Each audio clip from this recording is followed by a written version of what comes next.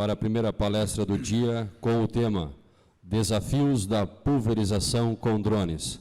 Convido aqui à frente o palestrante, engenheiro agrônomo Fernando Cassis Carvalho. Engenheiro agrônomo formado pela Universidade Estadual do Norte do Paraná, campus Luiz Meneghel. Possui mestrado e doutorado com ênfase em adjuvantes formulações de defensivos agrícolas pela FCA Unesp Botucatu, São Paulo. Foi pesquisador visitante na Universidade de Nebraska, Lincoln, nos Estados Unidos, com foco em pontas hidráulicas e atomizadores rotativos para aplicações aéreas. É pesquisador na Agroefetiva Botucatu, São Paulo. Introduziu e realiza as atividades de inspeção da faixa de deposição de aeronaves agrícolas e drones de pulverização. Com vocês, então, o engenheiro agrônomo Fernando Cassis Carvalho. Pessoal, bom dia a todos. Quero agradecer a oportunidade, né? É um privilégio estar aqui com vocês. Agradecer a todos os apoiadores, né? A comissão organizadora do evento. Tenho um carinho muito grande pelo Paraná, né? Que é onde eu fiz agronomia aqui em Bandeirantes, não é longe de Maringá. Então é sempre muito bom, né? Me sinto em casa. Hoje o tema vai ser pulverização com drones e eu quero trazer um pouco dos desafios que a gente tem pela frente, tá? Para ter uma aplicação com qualidade, com segurança, pensando em boas práticas de aplicação, tá legal? Eu faço parte de uma equipe de pesquisadores, então o professor Ulisses lá de Botucatu, o Alisson, o Rodolfo, né, compõe a nossa equipe de pesquisa, mais uma série de outros profissionais que nos auxiliam nas atividades que envolve toda a parte de tecnologia de aplicação, aeronaves agrícolas, drones de pulverização e a parte de aplicação terrestre também. Boa parte da nossa conversa de hoje, pessoal, está nos livros que a gente tem publicado. Então a nossa publicação mais recente dessa coletânea que a gente chama de Entendendo a Tecnologia de Aplicação é esse livro aqui, sobre aviões, helicópteros e drones de pulverização. A boa parte está lá. Por que boa parte? Porque esse mercado é muito dinâmico. Quando a gente olha as estatísticas de 2019, por exemplo, número de drones no mercado, drones de pulverização, se eu apresentar os dados do ano passado, já vão estar super desatualizados, porque o número, em um ano, aumentou demais, né? Por exemplo, na AgriShow, conversei com um colega de uma empresa que já tinha vendido 100 drones de pulverização em poucos meses esse ano. Então, assim, isso muda muito rápido mesmo, né? Pessoal, primeira coisa, né? Eu trouxe uma reflexão aqui para a gente começar. O que é uma pulverização com drone? Né? Ou melhor, o que é um drone? Quando a gente fala em aplicação com drone, drone é uma modalidade de aplicação, né? A modalidade é aplicação com drone, ou a modalidade é aplicação aérea, ou drone é só uma ferramenta de aplicação. Ela está mais perto de ser uma aplicação aérea ou está mais perto de ser uma aplicação terrestre, por exemplo? Ela tem mais características de qual? Né? As pontas de pulverização que a gente usa em drones são as mesmas utilizadas, por exemplo, em aviões? Ou são as mesmas utilizadas em pulverizador terrestre? Só uma reflexão, né? Ou ainda, a pulverização com drone, ela tem bastante características de aplicação terrestre, mas com turbopulverizador que tem aquele fluxo de ar que move as gotas para dentro da copa. Então, o que tanto a gente precisa entender quando a gente fala de uma aplicação com drone? Quais os parâmetros que estão interferindo na aplicação, né? A gente vai discutir isso. Bom, a gente tem um marco, né? Vou chamar de marco regulatório, porque até final do ano passado, a gente não tinha amparo legal para usar um drone de pulverização, né? Então o MAPA lançou uma portaria, né? a portaria 298. E a partir disso, né, da publicação dessa portaria, o setor passou a ser regulamentado. Então, todo defensivo que eu vou usar, se ele tiver na bula escrito assim, olha, isso pode ser aplicado com avião agrícola, quer dizer que eu posso utilizar para aplicar com drone. Até então, a gente não tinha esse amparo. Mas e se o produto não tiver na bula dizendo que ele pode ser utilizado para aplicação com drone? Por exemplo, um herbicida que eu estou acostumado a utilizar com o meu trator, né, o pulverizador de arrasto, se não tiver indicação na bula que ele pode ser aplicado de avião, eu posso aplicar com drone? Não posso, porque não está na bula. Porém, a portaria, ela deixa uma brecha dizendo assim, se o fabricante daquele produto aplicar para ter um registro específico para drone, ele pode, eventualmente, ter esse registro. Então, tem essa brecha, né, dando essa possibilidade de conseguir uma autorização exclusiva para aplicação com drone. Eu coloquei a ARP, a Aeronave Remotamente Pilotada, que é o termo que o Ministério da Agricultura, o MAPA, utiliza quando ele se refere a drones de pulverização. A gente acabou adotando o termo drones, né? Mas a gente, se olhar na literatura, tem a ARP, RPA, que é em inglês, né? VANT, UAV, mas o mercado adotou drone de pulverização, tá? Bom, independente se é aplicação com drone, com pulverizador de arrasto, um autopropelido, automotriz, né? Ou uma aeronave agrícola, um avião que leva 2.000 litros de calda, por exemplo, aquele conceito básico de tecnologia de aplicação, que é aquela fórmula desse inglês aqui, o Curti, de 1967, tem todos os parâmetros, na verdade, que interferem na cobertura do alvo. A gente sempre faz uma aplicação pensando, por exemplo, que cobertura eu preciso? É um herbicida sistêmico, né, que eu não preciso de uma cobertura tão boa, ou é um protetor, um fungicida protetor, que eu preciso de uma cobertura melhor. Então, quando eu penso no nível de cobertura que eu preciso, eu sempre levo em consideração que vai interferir na cobertura o volume que eu estou aplicando, então quantos litros por hectare, né, ou taxa de aplicação, a taxa de recuperação, ou seja, é o R aqui. Se eu estou aplicando 10 litros por hectare, mas eu estou perdendo por deriva uma quantidade X, eu estou tendo menos cobertura do alvo que eu estou perdendo por deriva, por exemplo, uma parte dessa aplicação. O fator de espalhamento também interfere, se a gota espalha mais, se espalha menos, né? A área vegetal, se aquela cultura está mais ou menos desenvolvida, vai interferir. Quanto mais massa vegetal, mais eu tenho que ajustar a tecnologia para conseguir uma boa cobertura, né? E o diâmetro das gotas também interfere demais. Vamos entender um pouquinho melhor isso. Espera aí que eu estou pegando o jeito aqui do... Vamos lá. Então, a gente, né? Vamos supor que a gente passe... Estou acostumado a utilizar a aplicação terrestre e vou migrar para o drone. Então, eu estava acostumado a usar 100 litros por hectare e vou passar a utilizar quantos litros por hectare agora? O que a gente tem visto sendo utilizado em drones? 10 litros, por exemplo? Então, eu estou passando de 100 para 10. Quando eu saio de um volume maior para um volume menor, se eu não mudar nada na tecnologia de aplicação, eu perco o quê? Perco cobertura, né? Então, eu preciso entender que eu vou ter que tomar medidas para voltar a ter um nível de cobertura que seja suficiente para que eu tenha um bom funcionamento do produto em questão, tá? Bom, e aí o que eu posso adotar de estratégia?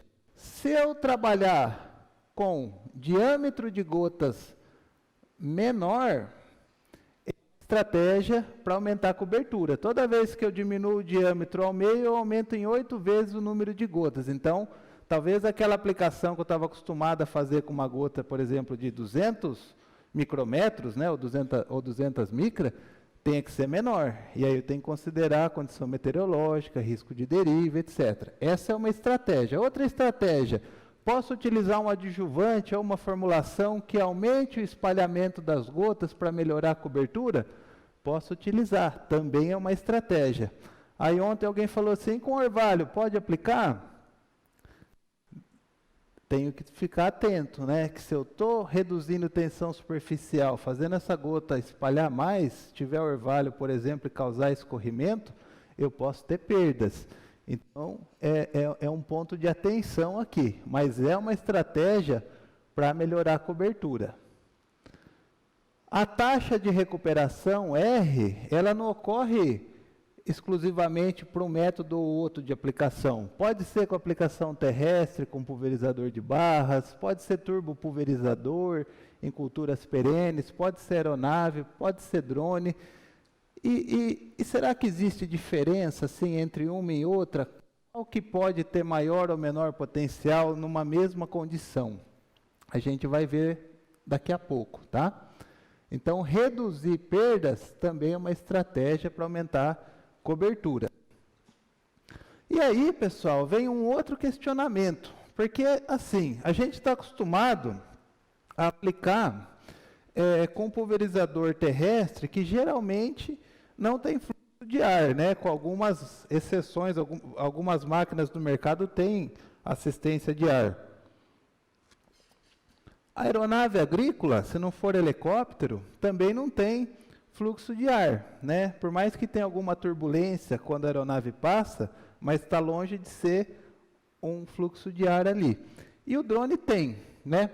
Agora, se a gente for lá no princípio da pulverização em culturas perenes, cultura perene, o princípio é ter assistência de ar para tirar aquele ar sem gotas que está dentro da copa e pôr um ar novo com gotas ali dentro da copa. Então, será que a assistência de ar pode ajudar na cobertura do alvo? Eu digo, aquele fluxo descendente que tem no drone? Pode ou não? Provavelmente sim, né? A gente entende que sim, só que a gente tem que observar o seguinte, a velocidade da aplicação vai interferir nesse fluxo de ar. Se eu vier com o drone, tem uma planta e passar 20 por hora, é igual eu passar, por exemplo, a 5 por hora? Aquele volume de ar por área vai interferir, por exemplo, na penetração que o equipamento vai causar por conta desse processo? Provavelmente sim, né?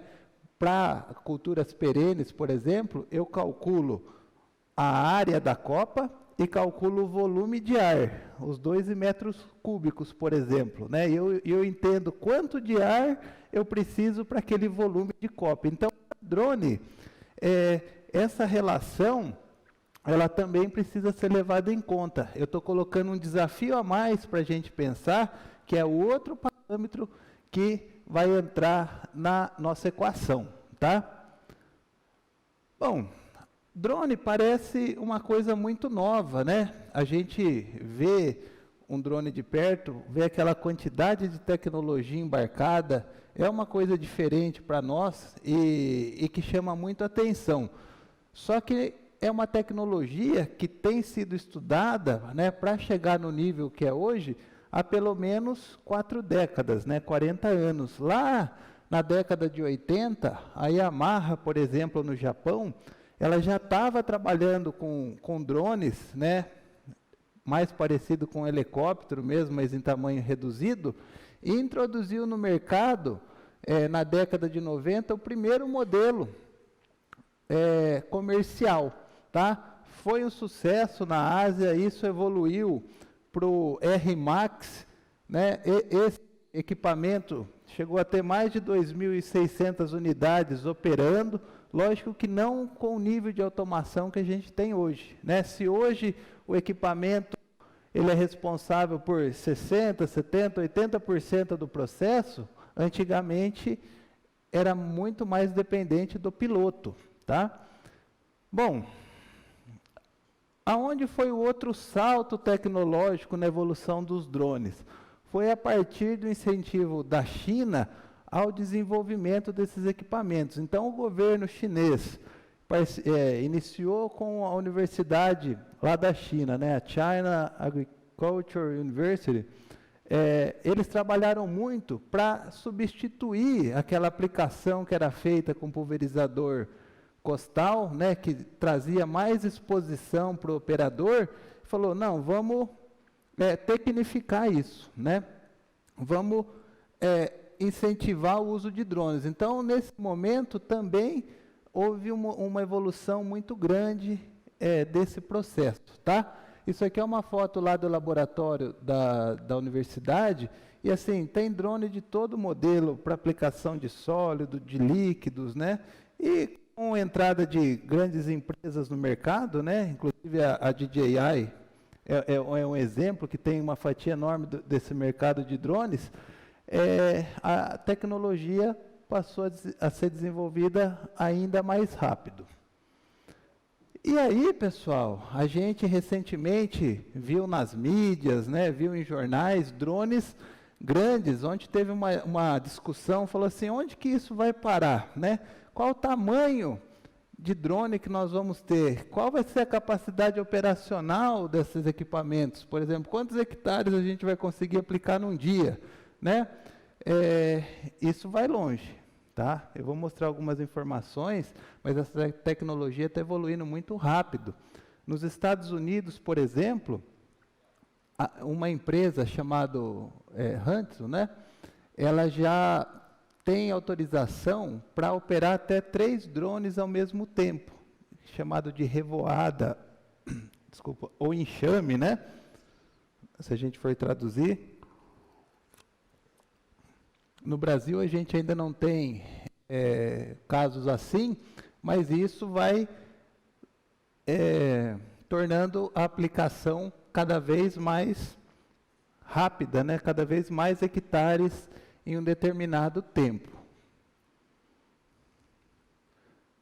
Bom, então, continuando aquela discussão de ontem, se em 2018 eu tinha drones de capacidade de levar 10 litros, por exemplo, de cauda, se em 2022 a gente já está vendo drones de 40 litros, quando será que a gente vai ter um drone, por exemplo, de 300 litros? Será que vai demorar? Ou será que a gente já tem? A gente já tem, tá? Eu vi esse drone aqui de perto. Ele tem 11,60 metros de envergadura. Então, se a gente pensar num avião agrícola, aquele feito lá em Botucatu, Ipanema, vocês devem conhecer, é quase isso, tá? Esse drone tem capacidade de levar 317 quilos. O que muda, então, de um drone de pequeno porte para um drone de grande porte, né? Ele vai trocar de classe, tem mais requisitos por parte da ANAC, por exemplo, mas isso aqui é questão de tempo para estar operando no mundo todo, né? Tanto lá nos Estados Unidos, quanto aqui no Brasil. Vai voar de 110 a 150 km por hora, autonomia de 30 minutos de voo. Então, a tecnologia está aí, né? Não está longe de nós.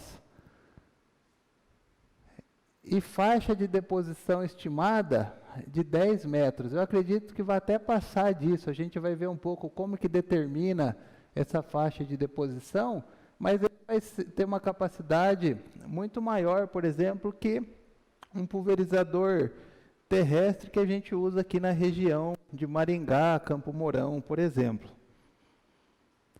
Bom, continuando com os nossos desafios, a gente vai falar um pouco agora, pessoal, da calibração dos drones, tá?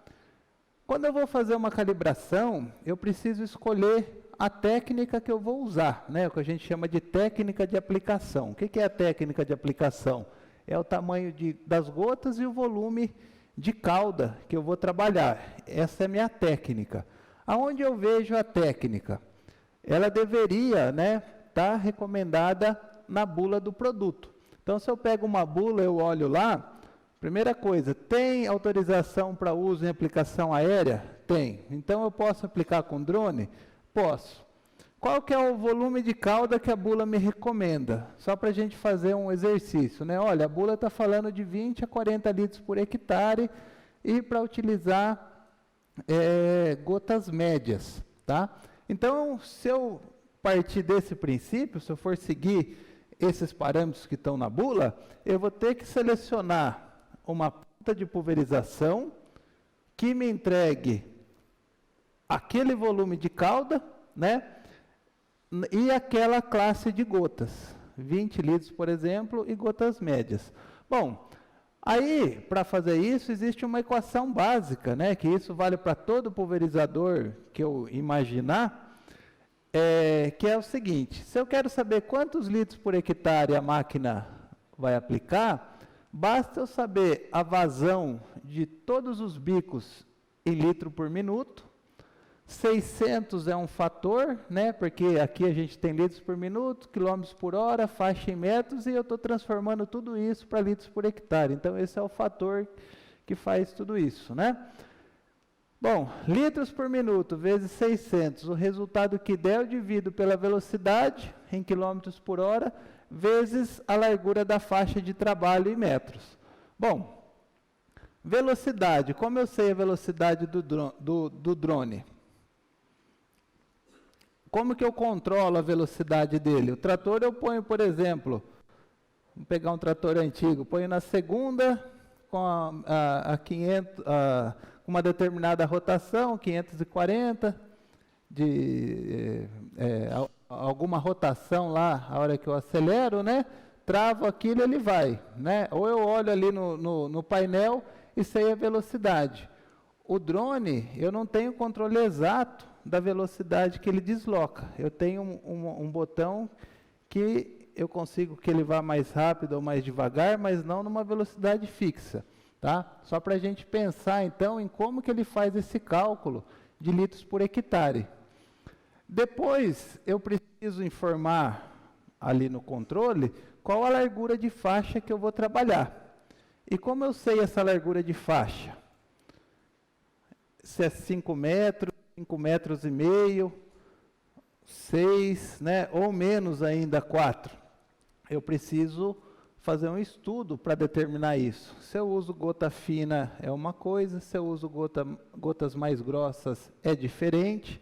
Se eu vou a 5 metros pode ser uma faixa, e se eu vou a 2,5 pode ser outra, né? O pulverizador que a gente está acostumado, o terrestre, a largura da barra é a largura da faixa. O drone, a gente precisa mudar a forma de interpretar e entender a largura da faixa de deposição, tá? Opa! Bom, depois, litros por minuto, vai depender do número de pontas abertas que eu tenho no equipamento, aplicando, e da vazão de cada uma dessas pontas, né? Mas automaticamente depende também da velocidade e da faixa de deposição que eu insiro. Então, se muitas vezes eu não tenho controle da velocidade, por exemplo, e se eu tenho variações na faixa de deposição, começa a haver uma certa dificuldade aqui para a gente ter um controle exato sobre quais pontas vão estar, por exemplo, operando, né? Ou em que pressão essas pontas vão estar trabalhando, porque a pressão, ela tem relação direta com o tamanho de gotas, né? Então, se eu planejo, por exemplo, trabalhar com gotas médias a 40 psi, se ele desacelerar e trabalhar a 30 psi, vai ser uma classe de gotas diferente, por exemplo, né? Ou se ele acelerar e aumentar um pouco a pressão, posso trocar de classe, trabalhar com gotas mais finas do que o planejado. E quando eu penso em mecanismos de geração de gotas, pessoal, com drones, geralmente eu trabalho ou com ponta hidráulica ou com o bico rotativo, ou atomizador rotativo, né? Ainda pensando em pontas hidráulicas, a gente sabe que tem drones que tem os bicos logo abaixo dos rotores, tem outros que usam barras de pulverização, tá? E tem aqueles que ao invés então do bico hidráulico tem um bico rotativo, né? E como que eu altero o tamanho de gotas em cada um desses? No rotativo, geralmente mudando a velocidade de rotação. Se ele roda mais rápido, fragmenta mais as gotas. Se ele gira mais devagar, fragmenta menos, né?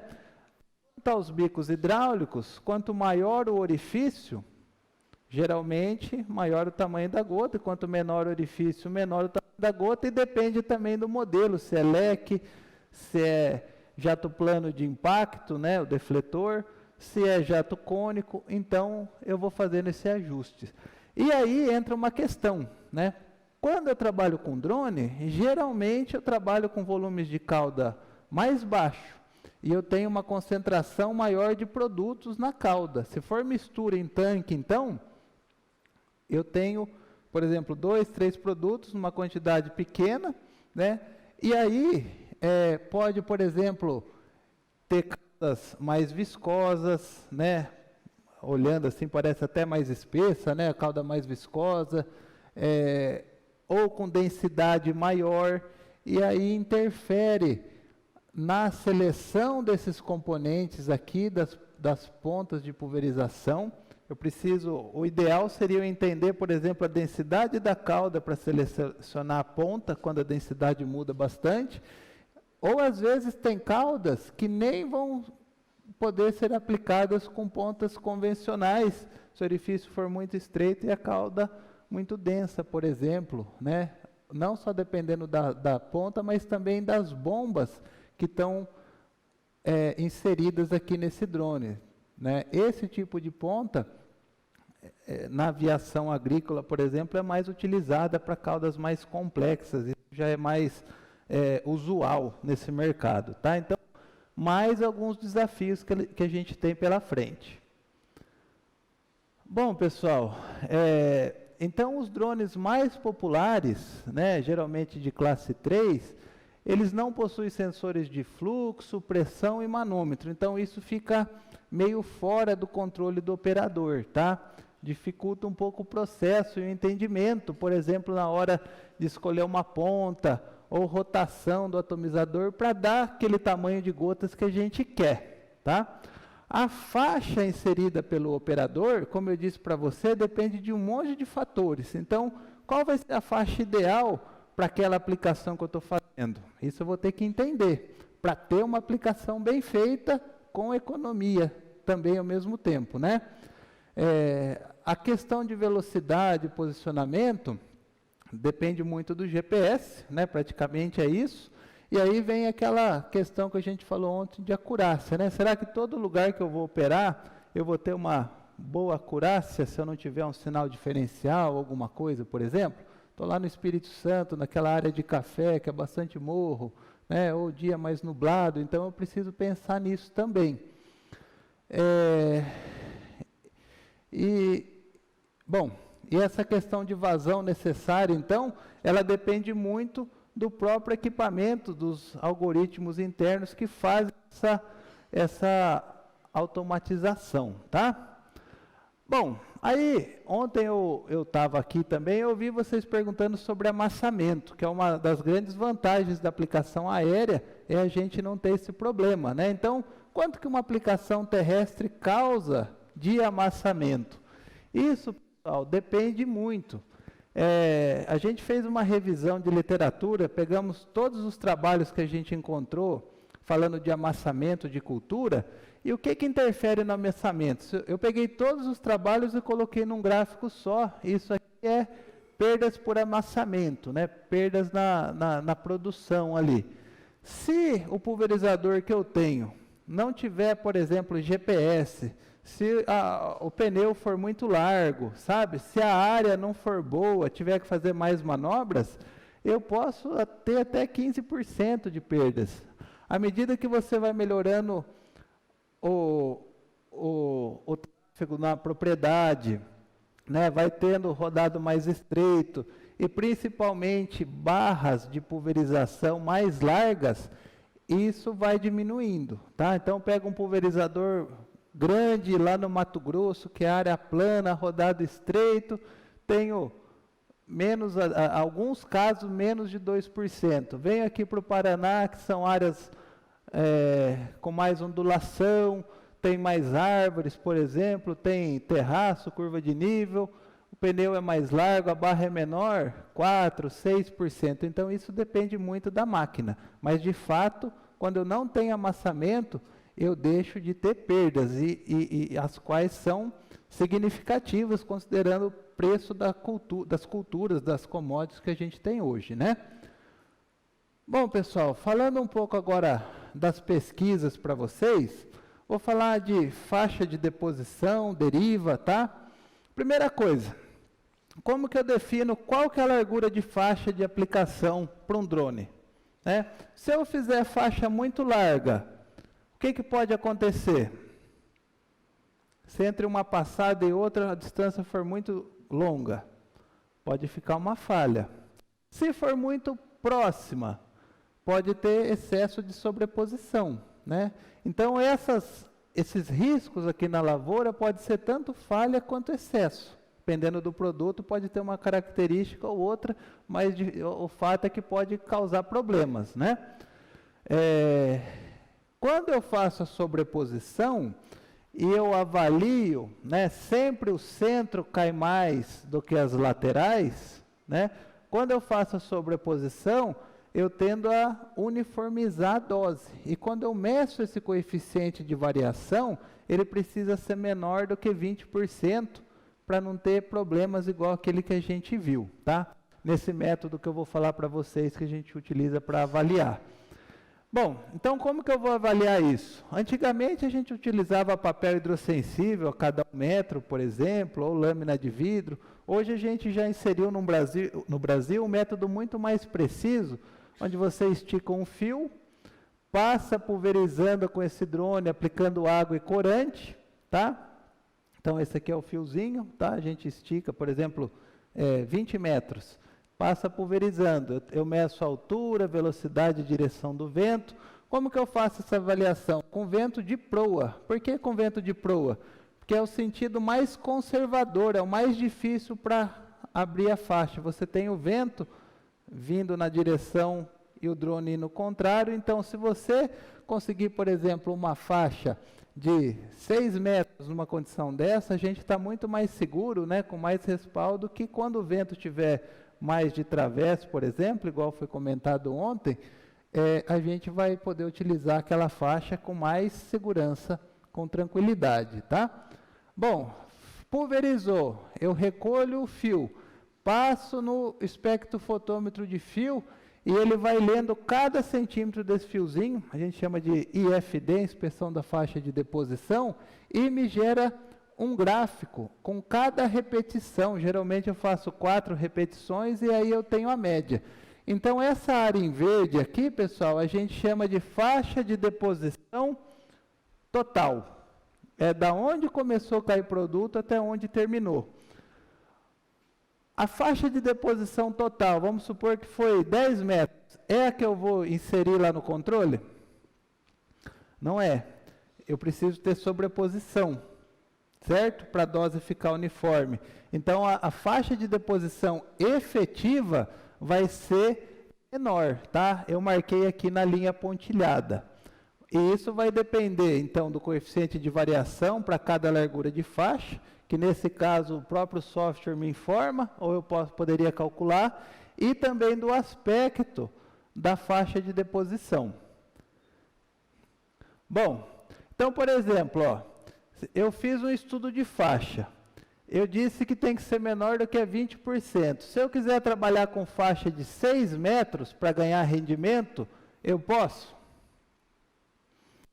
Com 6 metros eu teria coeficiente de variação de mais de 25%, então não posso, senão vai ficar pode nem ser uma falha visual, mas de repente escapa mais inseto, ou mais doença, ou uma planta daninha, porque a dose não vai ser adequada.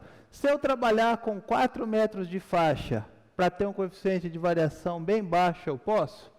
Posso, só que daí a gente perde um pouco em rendimento, tá? E mesmo trabalhando a 5, eu ainda vou ter a qualidade adequada para aquela aplicação.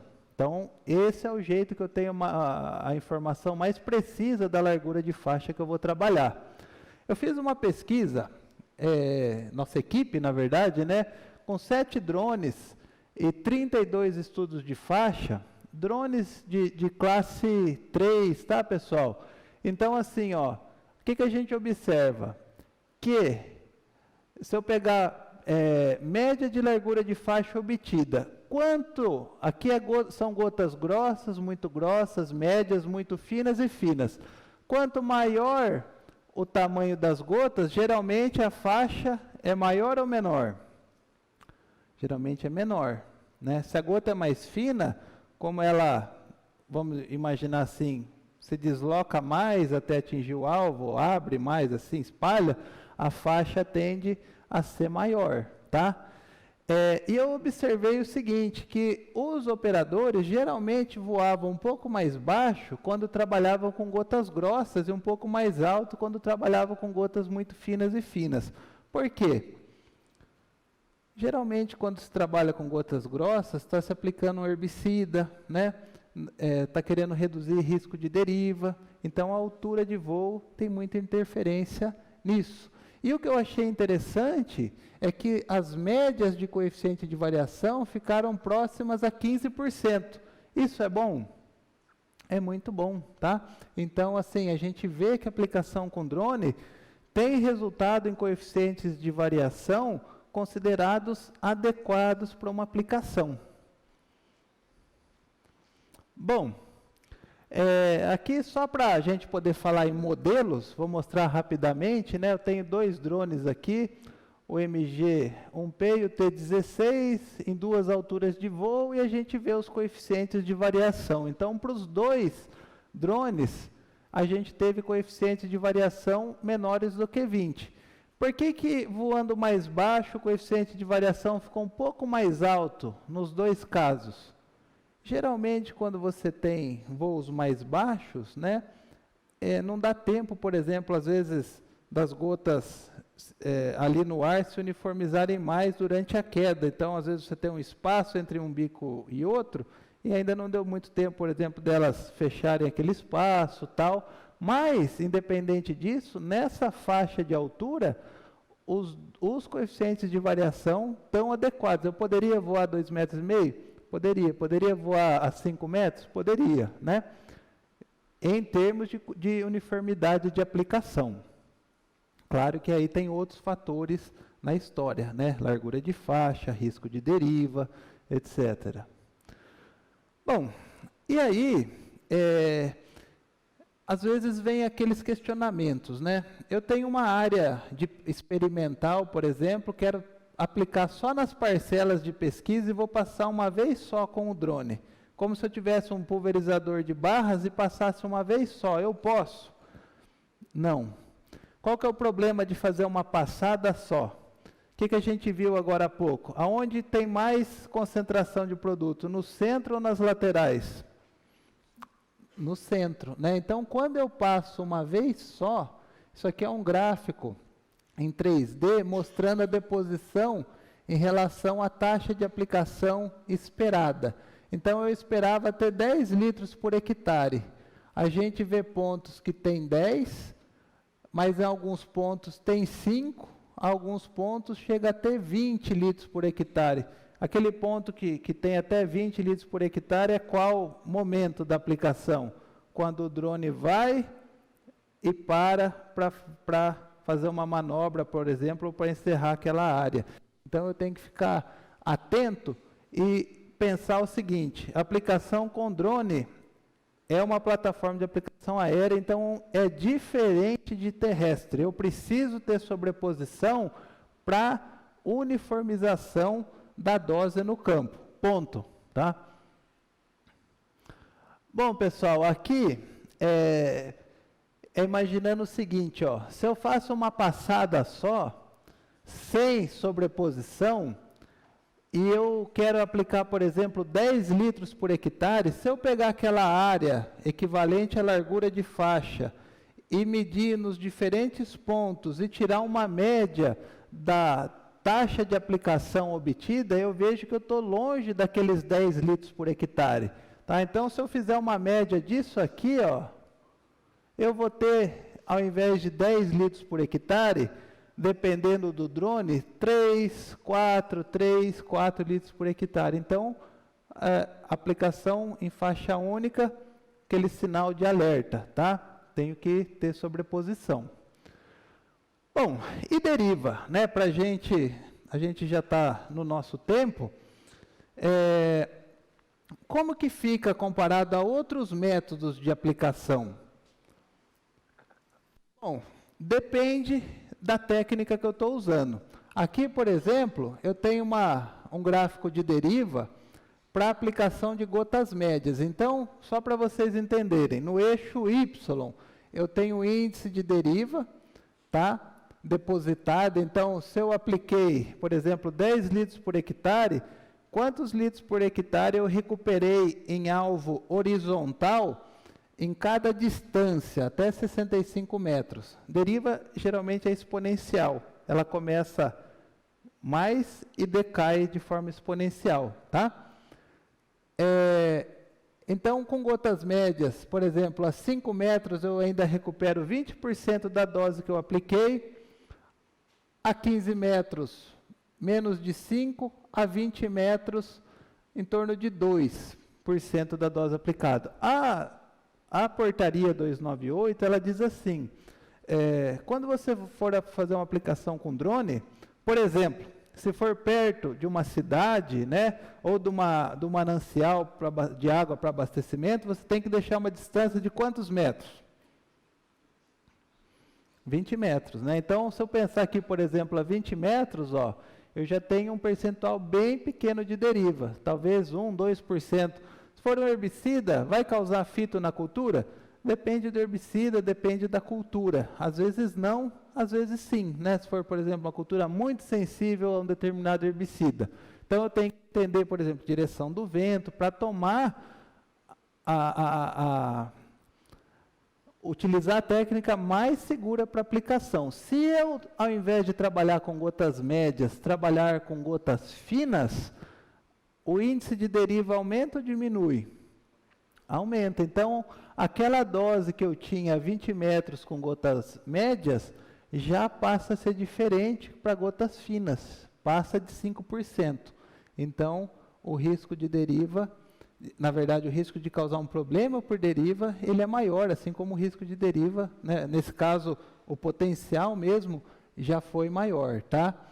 Isso voando a 3 metros de altura com esse equipamento aqui, tá? Se eu voar a 5 metros, será que interfere em alguma coisa? Interfere. Demora mais para ela atingir o alvo, ela está mais suscetível ao vento, né? Essa deriva a gente chama de deriva de partículas ou deriva física, que é o movimento físico mesmo das gotas, tá? Bom, e aí, pessoal, a gente fez um compilado de informações aqui e pegou vários estudos de deriva que a gente faz a campo e colocou num gráfico só. Então, se eu olhar, por exemplo, aplicação com avião, aéreo aqui é aeronave agrícola mesmo, tá? O F quer dizer a classe de gotas finas. Se eu ver o drone ou o terrestre, todas com gotas finas, quando eu saio da aplicação, terrestre, e vou para a aplicação com drone, tem algum incremento no índice de deriva? Apliquei a mesma área, né? Eu tenho um incremento. Então, passei de 3,8 para 7. Um aumento de 1,8. Por que aumentou? Provavelmente, né, a explicação mais lógica é que você está aplicando uma altura maior. Claro que a deriva, ela depende também da área aplicada. Se eu aplicasse, por exemplo, meio hectare com drone e 10 hectares com o trator, como ela é acumulativa, pode ser que no final da aplicação seja diferente, mas pensando em situações iguais, tá? Eu parto desse princípio, Muda, por exemplo, a altura de voo, tem interferência da turbulência do ar, né? Se tiver um solo descoberto, por exemplo, e aquelas gotas baterem e subirem, tudo isso vai interferir, então tem que ficar alerta. Quando eu passo para comparação entre drone e avião, o avião teve um potencial de deriva maior do que o drone, tá? Talvez pela turbulência gerada, por não ter o fluxo de ar, fazendo as gotas chegarem mais rápidas ao alvo. Então, é diferente também, 4 vezes mais, segundo as nossas pesquisas, né, para essas configurações aqui, ó. Gotas finas, tá? E altura de voo diferente. Drone a 3 metros, avião a 5. E o pulverizador, o padrão recomendado para pontas, que era meio metro. Então, a gente vê como tem impacto, né, nessa mudança de técnica de uma tipo de aplicação para outra. Bom, já para a gente finalizar, eu vou deixar aqui então alguns desafios que a gente tem pela frente, tá? Ontem até foi comentado disso, o mercado de drones está aumentando muito rápido, pessoal, então a gente precisa de gente para operar isso, esse vai ser um desafio, e gente que entenda do quê? De tecnologia de aplicação, que tenha esse conhecimento de calibrar, de ajustar um tamanho de gota, de escolher uma largura de faixa, de entender o risco de deriva e entender também que se eu não operar dentro de um pacote seguro, além de não ter muitas vezes um controle ou uma operação mais eficiente, né, eu posso ter riscos, por exemplo, para quem está perto. Então, tudo isso que a gente está falando de tecnologia de aplicação, vai ter que estar bem sedimentado com aquele cara responsável por 20%, 30%, 40% da operação, que é o piloto, né? Ele é o tomador de decisão mais importante quando a gente pensa em eficácia e segurança da aplicação, tá?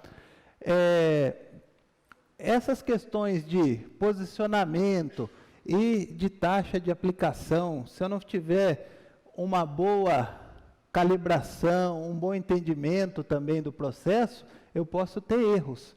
E isso pode interferir na qualidade da aplicação. Então, é um outro desafio que a gente tem pela frente, né? Essa dificuldade, por exemplo, de calibração, quando antigamente eu estava acostumado a ter controle de velocidade, a ter controle de pressão, a ter controle do espectro de gotas, e hoje isso começa a fugir do nosso controle, né? Nem sempre eu consigo saber exatamente como que ele vai estar operando depois que ele decola. Eu perdi parte disso, né? Eu tenho uma ideia, mas não tenho a certeza. Então, esse é um outro desafio. Então, assim, a automação, ela pode dificultar o ajuste fino da tecnologia de aplicação. Não é um excesso de automação, é o processo natural, né? Mas ela vai trazer um desafio. E a gente vai ter que mudar a forma de pensar em tecnologia de aplicação. É um quebra de paradigmas, né? Eu não tenho mais um pulverizador com barra de 10 metros, 15 metros, 20 metros. Hoje eu tenho uma faixa de deposição, que se o drone tem 2 metros de envergadura, não vai ser 2 metros de faixa de aplicação. Vai ser mais, né? E se é gota fina, média, grossa, a 1 metro, 2, 3 ou 5, vai interferir nessa faixa também. Se eu quiser obter o melhor rendimento da máquina, com a melhor qualidade de aplicação, eu vou ter que ter esse entendimento também, né? Então, esse é outro desafio para a gente. Tem muita ou praticamente nada informação em bula, especificamente para drone. Tenho para avião, né? Para drone de pulverização, não. Então, as empresas, né?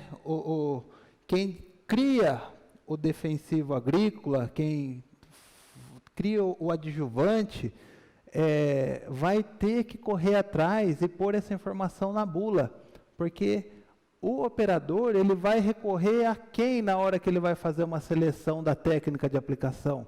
A bula, né? A bula deveria ser o ponto de partida. né, a informação que o operador precisa de faixa, de volume de cauda, de tamanho de gotas. Então, se eu não tenho essa informação na bula, ou se eu tenho ainda só para o pulverizador terrestre, só para o avião, eu estou desatualizado. Então, a indústria precisa correr atrás de pesquisa, de informação e pôr isso lá, tá? Pesquisa com deriva, cobertura, deposição, eu também preciso ter mais para o mercado brasileiro. Eu tenho muita coisa lá fora, nem tanto assim se comparado a outras modalidades de aplicação, mas a gente precisa ter isso aqui, tá? Aplicar em soja é igual a aplicar em milho? A velocidade que eu estou trabalhando, aquele ar que eu estou gerando, para aquele determinado volume de copa, vai ter interferência, esses fatores aqui, ó, cobertura, deposição, e os 20 metros que a normativa fala, para deixar de distância segura, sempre vai ser segura? Então, isso eu preciso também da indústria, dos órgãos governamentais, correndo atrás para atualizar e dar amparo para quem? Para o aplicador. O aplicador precisa dessas informações para ter segurança no processo de aplicação e não causar prejuízo para o meio ambiente, para um vizinho, por exemplo. Isso a gente precisa. Para quando? Para ontem, né?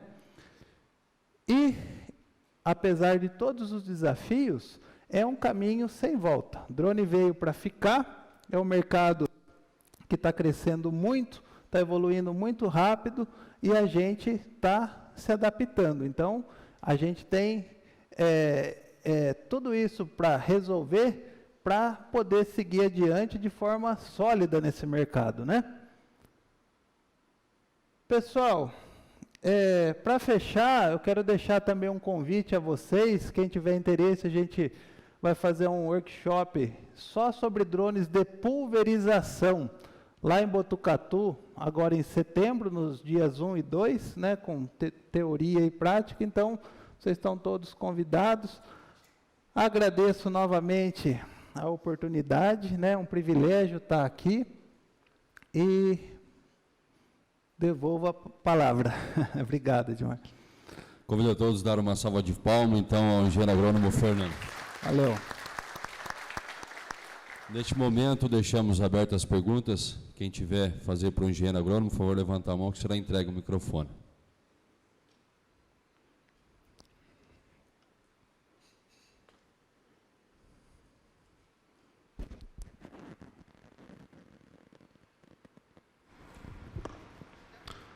Doutor, bom dia, Rodolfo da Cocari, parabéns pela apresentação.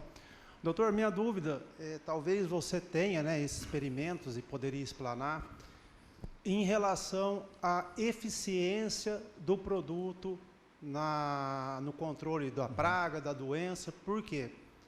Se a gente pensa que a gente está utilizando, né, uma baixa vazão, menor quantidade de água, maior quantidade de produto, eu gostaria de saber mais em relação à volatilização. Se essa baixa quantidade de água, maior quantidade de produto, contribui para menor volatilização e maior controle, né, da praga ou da doença. Bom, vamos lá. Vou separar a sua pergunta em duas respostas, então. Primeira, em relação ao controle de pragas e doenças. A gente tem resultados de eficácia onde a técnica vai muito bem e tem resultados de eficácia onde a técnica, estou falando o drone, não vai muito bem, comparado a outras, por exemplo, aplicação terrestre, tá? Aonde vai bem, onde não vai bem? Depende da técnica que eu estou usando. Se eu, por exemplo, precisar de uma boa cobertura para um determinado produto, sabe?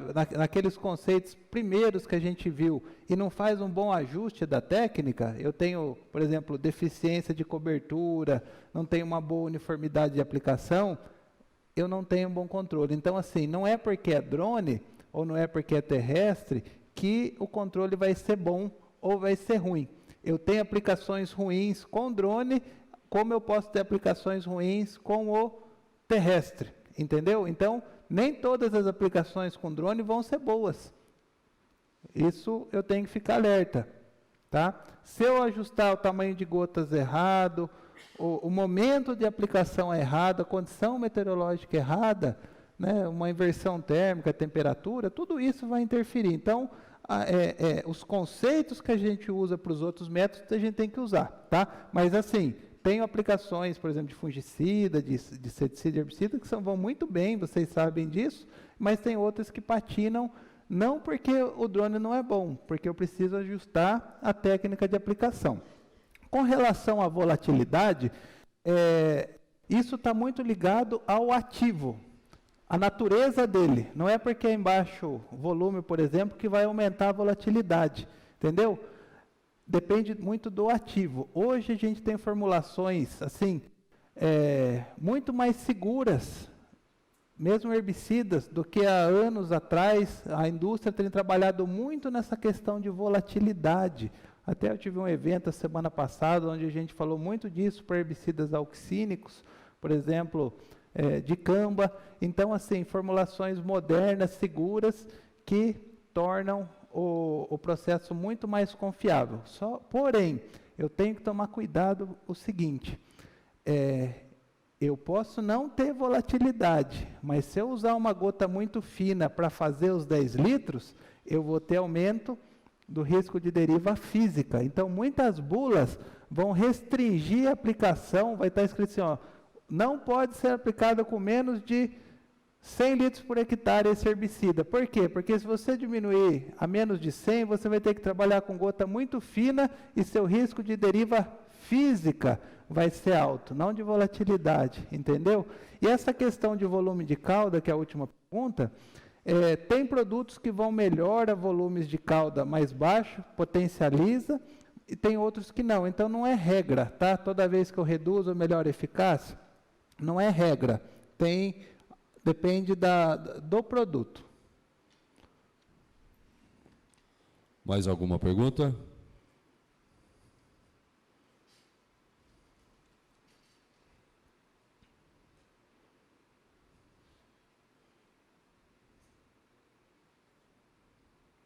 Bom dia, professor. Tenho uma dúvida, mas até um pouco de leigo, tá? Assim, porque eu não tenho nenhuma experiência com drone de pulverização. E eu gostei muito da tua apresentação, você abordou muitos pontos técnicos da tecnologia de aplicação, né? Os cuidados com vazão, tamanho de gota, processo normal. Quando a gente... máquina terrestre, né? É muito mais simples você conseguir calibrar, ver a vazão correta, a pressão do bico. Os drones hoje que tem no mercado, ele permite para o profissional, pode ser um cliente ou um prestador de serviço, ele ter o mínimo dessa circunferência, ou eu tenho que confiar exatamente na tecnologia que está na máquina pelos dados de telemetria? Ou eu consigo ter alguma ação ali em termos de conferir se a pressão está correta, se eu estou na velocidade correta para aquele bico ali, se for um bico, né, no ponto? Tem algo ali que o operador, ou o cliente, ou o prestador, ele consiga ter um mínimo para entender, de fato, saber se aquela telemetria, aquele dado que eu estou vendo, de fato está acontecendo?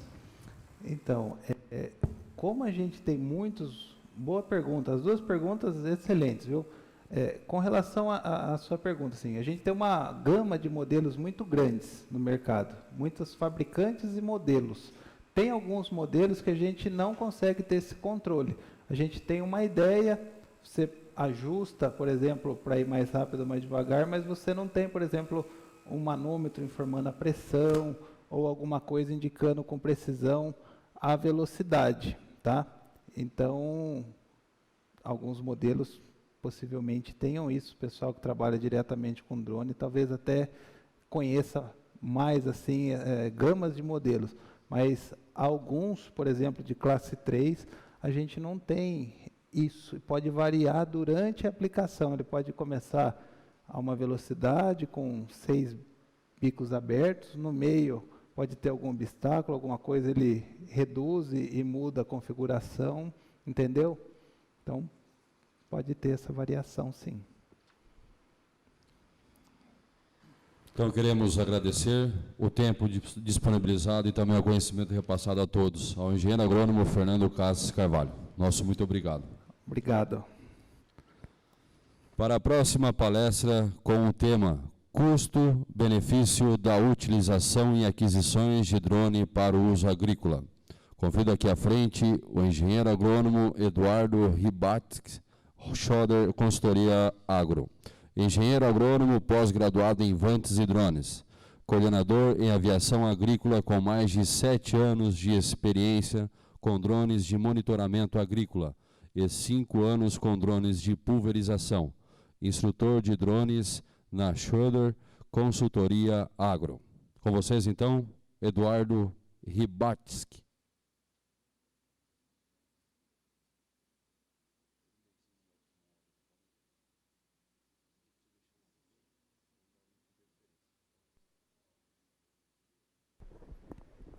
Teste.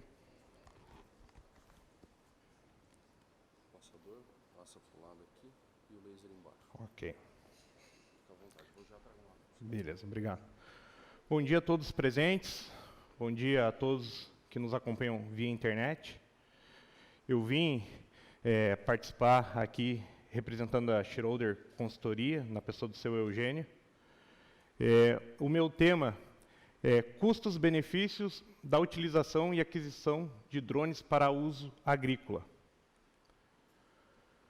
Eu separei 4 tópicos para serem abordados. O primeiro é profissionalismo. O segundo, legislação. Terceiro, vantagem de utilizar os drones. E o quarto, o que fazer para o seu negócio ser viável.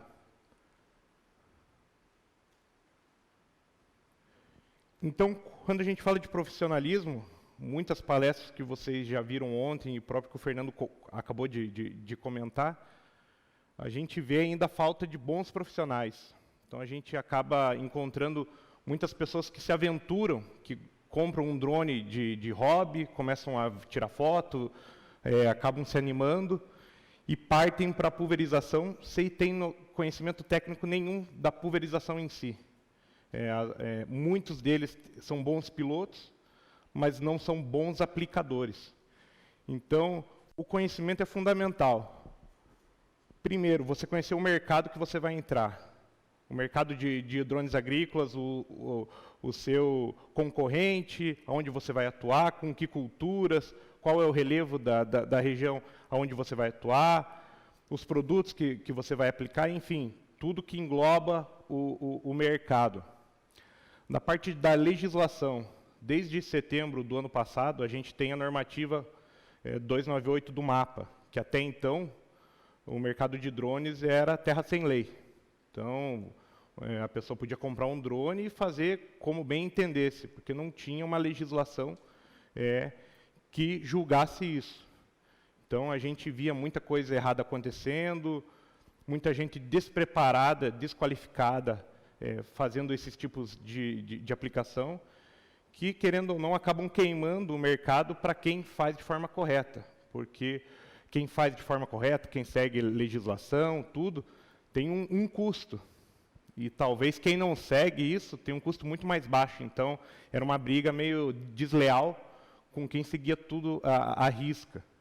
Então, a partir da instrução 298, acabou normalizando. Claro que a gente tem que caminhar muito ainda com questão à legislação, à fiscalização, mas já foi um bom avanço.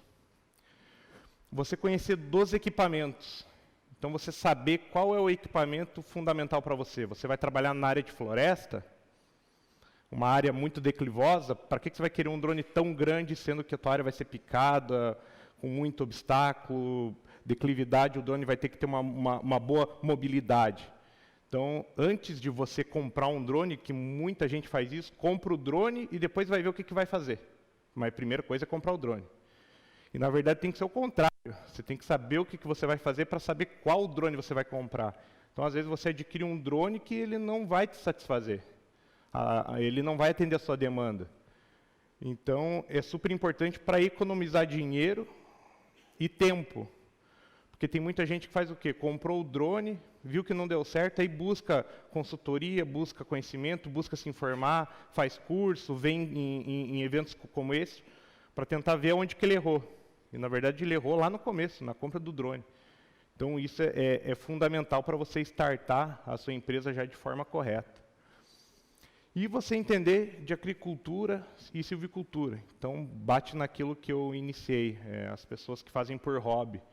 Então, você pode trabalhar por hobby, não precisa ser um engenheiro agrônomo ou engenheiro florestal para você ser um piloto. Mas faça o CAR, vá buscar conhecimento. Você pode ser o melhor piloto, mas às vezes você é o pior aplicador. E o melhor piloto tem que ser o melhor aplicador. Então, hoje, o que a gente mais encontra no mercado de pulverização com drones? Profissionais em campo sem CAR, que é o curso obrigatório pelo mapa que o piloto tenha. Sem NR31, que é você saber manipular agrotóxicos, utilização de EPI. Não utilizam EPIs, que também não é só por nossa segurança, mas também é uma exigência. Que outros tipos de pulverização não é cobrado. Então, uma aplicação tratorizada não é cobrado se ele está com EPI ou não. O certo é utilizar, mas ninguém cobra. Já o drone, os órgãos estão tentando fazer que a gente trabalhe de forma mais correta possível. Então, já desde o início, a gente está tendo esse tipo de cuidado nas empresas aí que a gente acaba trocando informação. Empresas sem registro junto ao DCEA, CREA, MAPA e aos órgãos de defesa agropecuária estadual. A gente não tem um número fechado, mas eu acredito, pelo que a gente conversa em grupos, entre colegas, que mais de 90% do mercado trabalha de forma ilegal. Por quê? A grande trabalha com drones com capacidade maior de 10 litros. Então, o grande boom do mercado de pulverização se deu quando veio a entrada do T16, que já era um drone classe 2. Ele já veio com uma tecnologia muito mais evoluída que o MG1P, que era o antecessor dele. Então, todo mundo começou a entrar nesse mercado já com drones de classe 2. E como muitos de vocês sabem, os classe 2 houve uma mudança agora na ANAC. Provavelmente nos próximos meses a gente terá uma novidade, principalmente para drones de pulverização, e vai ser mais fácil da gente conseguir habilitar e homologar esses drones junto à ANAC. Só que isso depende dos importadores e das empresas a mandarem o projeto para aprovação da ANAC. Então, vai ter o CAER, que é o Certificado de Aeronavegabilidade, que quem adquirir um T20, um T16, um T30, enfim, qualquer aeronave que seja classe 2, após essa aprovação junto à ANAC, ele vai conseguir entrar no site lá no CISANT e conseguir ter esse CAER. Então, vai trabalhar de forma correta do ponto de vista aeronáutico. O drone vai estar de forma correta. Junto ao DCEA, então você tem que registrar a sua empresa, os seus pilotos e as suas aeronaves para você pedir autorização de voo no DCEA. Muita gente também que eu conheço não faz isso, acha que é perda de tempo. Mas, principalmente em algumas regiões onde tem muito volume de helicóptero, interior de São Paulo, por exemplo, tem gente que usa em floresta drones de mapeamento, que às vezes o helicóptero passa abaixo do nível que você tá mapeando. Então, o risco que se coloca, então, não custa. Muitas das vezes, em áreas agrícolas e de silvicultura, a aprovação dos voos é quase de forma automática. Dentro de 15 minutos você está com essa autorização. E, querendo ou não, tu fica respaldado na legislação, né? Tu está operando de forma correta. Junto ao CREA, então toda empresa de pulverização tem que ter um responsável técnico, seja engenheiro agrônomo ou engenheiro florestal. Então também entra naquela questão de custos. Então, muitas pessoas acham que o mercado de drone é tabelado os preços, mas na verdade não é tabelado, é que os custos são praticamente os mesmos para todo mundo. Então, o custo de você ter um responsável técnico, um engenheiro agrônomo, um engenheiro florestal, você ter um piloto qualificado com curso CAR, com NR31, então tudo isso gera custo. E basicamente o custo é igual para todo mundo. Então, assim, claro, fulano cobra R$10 a menos, ciclano cobra R$20 a mais, mas basicamente vai ficar na mesma linha de valor. O mapa, que começou a fazer os registros a partir de setembro, a partir da instrução normativa. Então, é um cadastro simples também, só que para você fazer o mapa, você tem que ter as aeronaves homologadas junto à ANAC, tem que ter a Anatel, tem que ter o CREA. Então, assim, o mapa é quase o final da tua saga com documentação para você trabalhar de forma legal. E os órgãos de defesa agropecuárias de cada estado. Então, que nem no caso aqui do Paraná, a ADAPAR. Eu vou até comentar um caso que aconteceu particularmente comigo. Em 2019, eu procurei o mapa porque eu queria que a empresa que eu trabalhava tivesse um documento que comprovasse que a gente fazia pulverização com drone. Fui até o mapa, conversei com o pessoal, não tem jeito, não tem perspectiva de legislação, de instrução normativa. Aí eles me indicaram a procurar a ADAPAR. E junto à ADAPAR, eu consegui na pessoa do Tosato. Ele ajudou muito, ele entendeu o drone. Ele acabou entendendo que muitas das documentações exigidas para a aviação não cabia no drone, como o pátio de descontaminação, que era uma coisa que todo mundo do mercado do drone tinha medo, porque onde você ia colocar um pátio de descontaminação para um drone tão pequeno? Então, a ADAPAR, a gente conseguiu esse registro na ADAPAR em alguns outros estados antes de sair essa instrução normativa. Então, em alguns estados, a gente já tinha autorização para fazer pulverização com drones de forma correta. Só que nem todos tinham e têm ainda. São muito poucos as empresas que possuem essa documentação. Ela é chata de tirar, como qualquer, é burocrática, mas é necessária. Se você passar por alguma fiscalização, algum policial militar que vê você operando, vai te perguntar, pô, você tem algum documento? Então, assim, eu falo para todo mundo, é melhor gastar um tempinho com documentação, com burocracia, mas você trabalhar de forma legal e respaldada na lei. Então, se qualquer pessoa vier, pô, mas está operando errado, você ter uma pastinha com toda a documentação, seguro reta, nota fiscal da aeronave, registro no mapa, na ADAPAR, enfim, no CREA. Porque, assim, se você tiver toda a documentação, quem trabalha de forma legal e tem toda a documentação não tem medo de fiscalização. Quem trabalha de forma correta quer mais que realmente fiscalize, para você acabar limpando o mercado de pessoas que acabam queimando a tecnologia. Claro que tem muitos produtores que têm péssimas experiências com a aplicação com drone. Mas, às vezes, será que é culpa do drone ou é culpa de quem está operando o drone? Como até o Fernando comentou aqui, muitas das vezes a culpa é do operador. Às vezes você está numa condição climática que não é ideal. Está o produtor te pentelhando para você pulverizar, está o dono da empresa falando pulveriza, pulveriza. Aí o responsável técnico, o piloto, tem que conversar, pô, ó a rajada de vento que está, vai dar deriva. Vocês acabaram de ver ali, o drone ele não resolve os problemas do mundo da aplicação. Tem deriva, só que você consegue evitar, trabalhando de forma correta, nas condições ideais. E para isso, tu tem que ter o conhecimento técnico para isso. Então, as aeronaves sem registro junto à ANAC e à Anatel, então algumas estão vindo já homologadas de fábrica da Anatel. Eu sempre indico as empresas e tanto as pessoas particulares que adquirem alguma aeronave de fazer esses documentos no próprio nome. Então, mesmo que já venha homologada, é mais um documento comprovando que a aeronave é tua e que você está operando certo. Você vai gastar um pouquinho de tempo, o sistema, principalmente da Anatel, ele é complicado, ele é demorado, mas tu perde ali umas 2 semanas ali para conseguir essa documentação e depois tu está trabalhando de forma tranquila. Empresas sem responsável técnico, isso é o que mais acontece no mercado. Muita gente ainda que não se atentou que a legislação mudou, que agora a gente tem lei, não é mais aquela terra sem lei.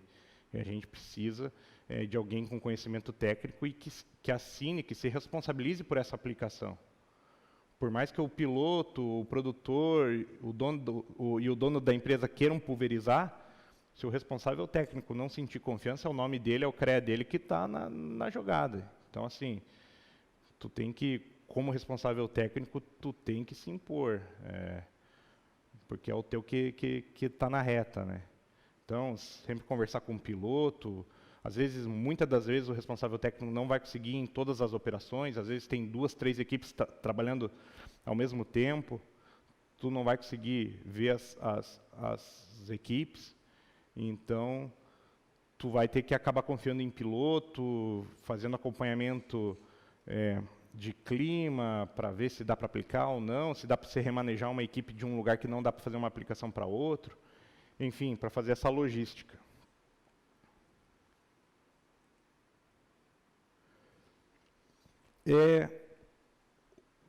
O que mais a gente encontra também são empresas e profissionais sem conhecimento de tecnologia de aplicação e preparo de cauda.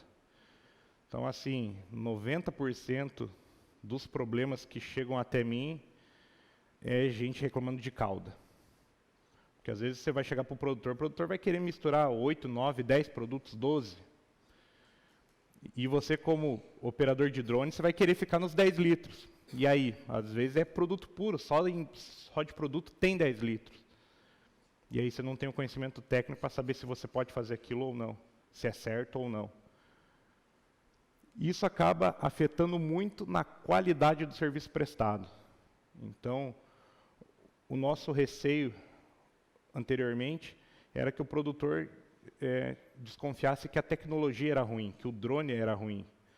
E graças a projetos de pesquisa, a boas empresas, bons aplicadores, o produtor está percebendo que o drone é uma boa ferramenta, que complementa ali a propriedade dele. Mas, às vezes, ele teve um serviço que não deu certo.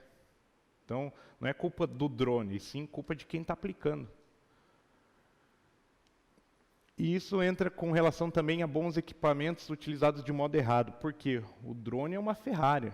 O drone é, se você comparar muitas vezes com os pulverizadores que o produtor tem na propriedade, tu está comparando uma aeronave 2022 com um pulverizador dos anos 70, que ele nunca trocou um bico, nunca trocou uma peneira. Então, assim, só de qualidade o drone já ganha de lavada.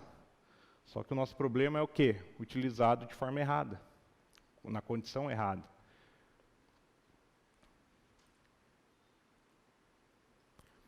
Então aqui eu trago algumas fotos, só para exemplificar o que a gente encontra hoje no mercado. Então, o produtor tem um bico lá que ele nunca trocou.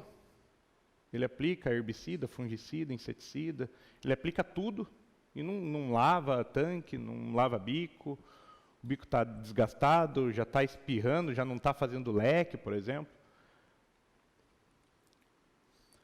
A peneira entupida, o manômetro foi para o espaço faz tempo. As gambiarras, famosas gambiarras. Então, assim, a vantagem do drone é que você não consegue fazer tanta gambiarra. A gente consegue ver algum outro que consegue fazer uma gambiarra, mas é muito mais difícil. Tu está trabalhando ali com placa, com alta tecnologia, que qualquer coisinha, se queimou um cabo, você desconectou um cabo, já não funciona o drone. Então, assim, acaba obrigando o operador a não fazer gambiarra e, consequentemente, não fazer coisa errada. Aqui mais algumas imagens das gambiarras, de mangueiras, amarrando mais um biquinho ali para conseguir mais 1/2 metro de aplicação. A peneira entupida, acho que nunca viu uma lavagem. Os equipamentos todos sujos, então assim, às vezes a gente vê em grupo, na internet, uma operação com drone que a pessoa tira foto achando que está trabalhando com alta tecnologia. E às vezes você vê lá, o cara está com garrafa de agrotóxico jogar no chão, aeronave suja, está tudo uma nojeira.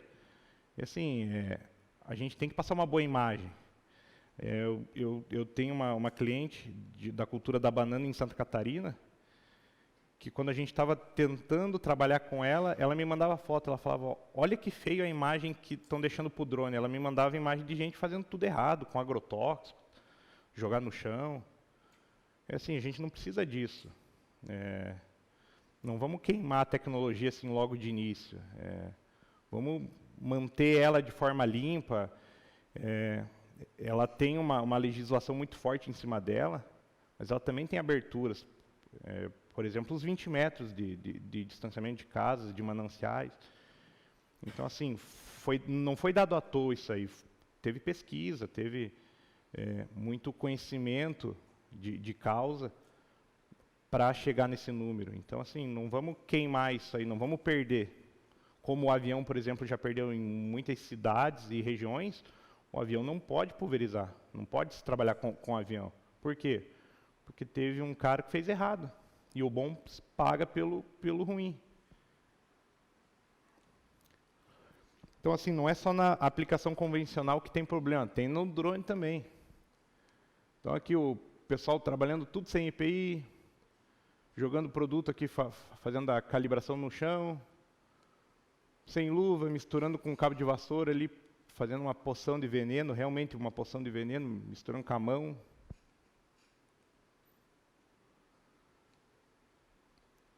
Tudo bagunçado, jogado na caminhonete. Ele indo logo após a aplicação mostrar que a aplicação foi bem feita, mas sem EPI.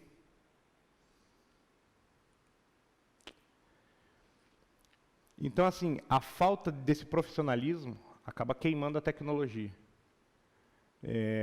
Isso faz com que os produtores não percebam as reais vantagens da aplicação com drone. Então, assim, a gente está aqui buscando conhecimento, buscando informação justamente para fazer com que a tecnologia não se perca por aqui.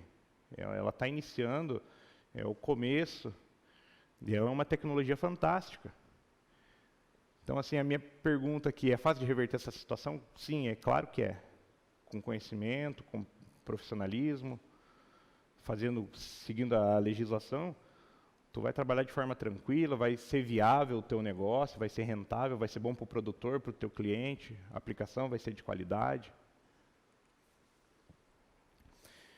E uma das coisas que baseia essa qualidade, ao meu ver, é a legislação. Por quê? Ela quase que te obriga a fazer da forma correta. Então você tem que seguir a legislação, tu evita já de fazer muita coisa errada. Então a legislação com drones hoje ela é baseada na RBAC 94 da ANAC, na ICA 140 do DCEA e na portaria 298 do MAPA. Então, assim, só vou listar aqui basicamente a questão da legislação. Para o radiocontrole, ele tem que ser homologado pela Anatel. A aeronave registrada na ANAC. Já coloquei aqui, abrindo parênteses, classe 2 com certificado de aeronavegabilidade especial, que é o CAER. Então, que no futuro a gente vai ter, aí, nos próximos meses já vai começar a funcionar. E no DCEA. Para o piloto, você precisa ter mais de 18 anos, você ter o curso CAR, homologado pelo MAPA, então tem muito curso aí, às vezes, também que você faz, que é curso de drone, o pessoal põe uma imagem de um drone de pulverização, e ele não é homologado pelo MAPA. Então, não valeu de nada, você fez um curso de drone, mas não é o CAR homologado pelo MAPA. E ter o registro no DCEA também, para pedir a autorização de voo vinculado à aeronave que você vai voar. A empresa ela precisa estar registrada no CREA, no MAPA e no órgão de defesa agropecuária estadual e ter um responsável técnico. E uma observação aqui, a legislação ela permite a aplicação com drones de modo noturno, o que, por exemplo, o avião não pode. Então é mais uma vantagem. Então, às vezes, as condições climáticas ideais estão no período da noite. Com o drone, depois de você mapear a área, ter certeza que você desviou de poste, de árvore. Ah, mas o drone tem radar? Tem radar. Mas é igual seguro de carro, você tem para não usar. Então mapeia, faz tudo certinho. Tu pode fechar o olho, aplicar de noite, que não vai ter problema nenhum. E a qualidade da aplicação vai ser boa.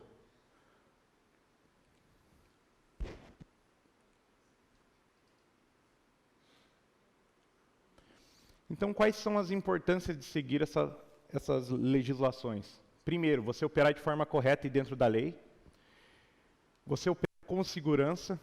Então, segurança para pessoas, para o próprio equipamento, para as aeronaves, para animais, meio ambiente, enfim.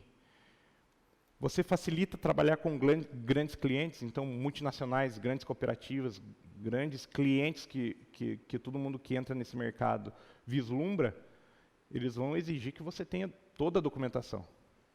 Então, assim, você já tendo isso já de cara, te facilita você entrar, às vezes, num grande produtor, numa cooperativa, fazer pulverização para multinacional em área de pesquisa. Você acaba nivelando o mercado por cima. Então você acaba tendo quase que um padrão de qualidade de aplicação. Porque todo mundo segue a mesma regra. Então, mas o fulano usa um bico diferente, o ciclano usa outro. Sim, mas basicamente o padrão de qualidade ele vai ficar praticamente o mesmo. E o nivelamento por cima, ele acaba evitando os serviços ruins, que queimam a tecnologia e evita a prostituição do mercado, que a gente fala, que é valores muito baixos. Então, às vezes você pega lá, pô, mas fulano faz por metade do teu preço. Eu não sei como que o cara está vivendo, não sei como que a empresa está aberta. Porque o custo de bateria é igual para todo mundo. Porque a grande maioria usa aeronaves da China. O custo é igual para todo mundo paga a mesma cotação de dólar, enfim. Então, assim, quando vem um preço muito abaixo, alguma coisa está errada. Ou o dono não fez o plano de negócio dele, a conta não fecha. Então, entrando agora para vantagens do uso de drones. Então, a grande vantagem do drone, muita gente acha que é a qualidade da aplicação, a rapidez, e não. O drone, ele realmente, a grande característica dele é a diminuição de risco de acidentes com trabalhadores.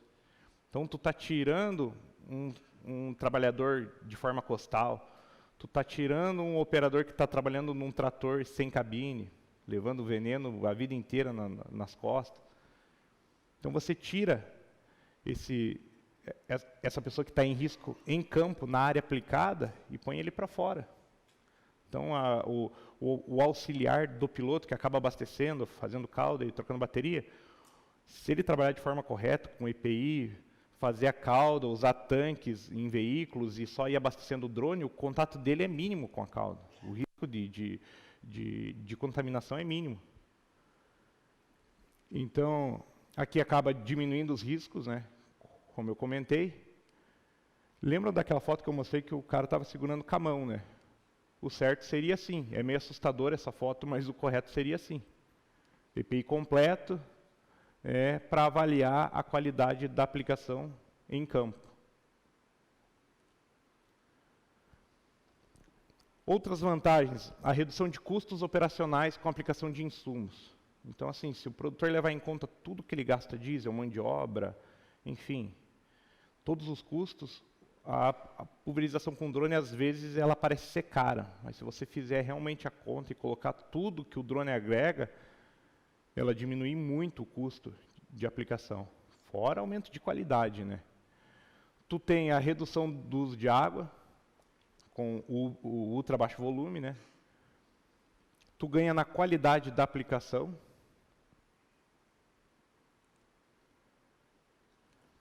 Então aqui entra ali no que o Fernando comentou, ali eu usei uma palavra certa, quase sem deriva, porque eu não tenho como garantir. Tem que ter condições favoráveis. Tu tem que estar usando o bico certo pro alvo que tu quer atingir. Enfim, o drone em si só não vai resolver todos os problemas. Por isso que tu tem que ter o conhecimento técnico, que você, aliando o teu conhecimento técnico, operando com equipamento de ponta, o resultado vai ser fantástico, vai ser bom. Então, como eu já havia comentado sobre a distância de 20 metros, ela pode ser feita próximas a áreas de cultivos sensíveis, ou seja, de mananciais, casas, muito mais próximas do que a aplicação tratorizada e aérea com avião. Uma das grandes vantagens do drone, muita gente diz assim, pô, mas o drone aumenta a produtividade? Eu digo que não. Por quê? Porque se eu prometer, eu tenho que cumprir. E se eu chegar para um produtor e falar, não, eu vou aumentar a tua produtividade e dar um ano de seca, a culpa não vai ser de São Pedro, o produtor não vai colocar a culpa em São Pedro. A culpa é do drone que me prometeu que ia aumentar a produtividade. Então, assim, eu indico para todo mundo, não prometa produtividade. A produtividade vai vir de bônus, só com o amassamento.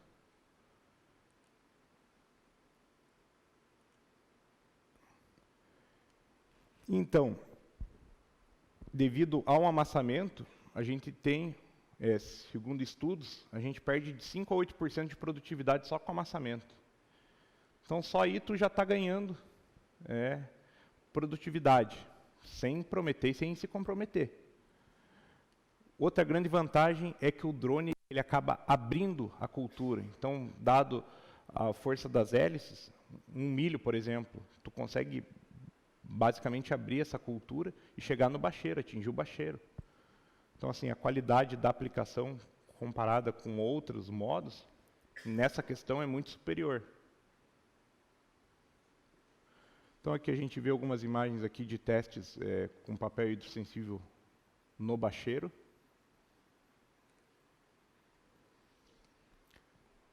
Olha lá, aquilo lá que eu estava comentando. Só na cultura da soja, uma saca de soja perdida pelo amassamento paga a aplicação com drone. É a conta que o produtor não faz. Às vezes ele fala, eu não vou pagar uma coisa que eu tenho um pulverizador aqui. Mas o pulverizador dele está fazendo com que ele perca produtividade. E aonde o drone ganha de lavada? Eliminando pulverização costal e tratorizada em área declivosa. Então, tu acaba reduzindo riscos e aumentando a qualidade da aplicação. Então, a gente vê aqui uma lavoura de café. Olha como que está essa aplicação com canhão. Tem área que aplica muito, tem área que aplica pouco e tem área que não aplica. Então, com o drone, você tem esse incremento de qualidade. Na área florestal, um drone ele é capaz de substituir 20 aplicadores costais. Então, tu está tirando de campo 20 aplicadores que estão ali em contato direto com o caldo, que realmente estão usando EPI. Mas imagina que não deve ser fácil ficar com o EPI completo, com 20, 30 quilos nas costas, pulverizando o dia inteiro, no barranco. Isso o drone faz com tranquilidade e com qualidade. Porque aqui você não sabe se eles aplicaram realmente de forma uniforme, na altura correta, na pressão. Se ele está subindo o morro, se ele está descendo, altera muito. Então, você pensando na qualidade de vida do operador, o drone, principalmente para a área florestal, ele vem ganhando muito espaço, principalmente em custo. Então, para você manter, às vezes, uma equipe na floresta, de 20 aplicadores, por exemplo, custa R$ 450 o hectare. O drone, claro, dependendo de declividade, fica na faixa de 150, 200. E tu ganha em qualidade, você tem o relatório, você tem o mapa, você sabe onde aplicou, onde não aplicou, que horas que aplicou, a condição climática, enfim, você tem vários dados, várias informações sobre isso. Talvez a vantagem mais comentada do drone, mas que eu ainda vejo muita gente com receio de fazer, que é a aplicação em área localizada, o modo catação. Então, você fazer um voo prévio com aeronave de mapeamento, às vezes com câmera multiespectral, fazendo um mapa NDVI, identificando realmente onde você precisa fazer a aplicação, onde é necessário fazer essa aplicação. O drone tem como principal vantagem, se comparado ao avião em autopropelido, é esse modo de aplicação, mas que ainda não é muito utilizado. Então, acredito que vai em mais alguns anos para a gente realmente começar a trabalhar dessa forma. Então, vão ter áreas de 100 hectares, por exemplo, que a gente vai aplicar em 10 hectares, em manchas, em reboleiras. Então, a economia de produto que você vai ter.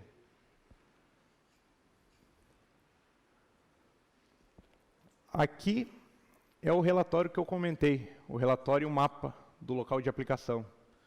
Então, vamos comparar, por exemplo, com o costal. A empresa de costal praticamente nunca vai conseguir entregar um mapa desse aqui, talvez se instalar um GPS em cada um dos operadores. Mas aqui o drone ele já te mostra tudo. Então, aqui ele teve um desvio de árvore, aqui ele desviou um barracão, o ponto onde ele estava pousando e decolando, o tamanho de área, que no caso dessa área aqui são 4,3 hectares, a quantidade de cauda, o tempo de voo. Então, todos esses dados o produtor tem nas mãos. Ele sabe quanto que foi pulverizado lá. Ele sabe quanto tempo levou.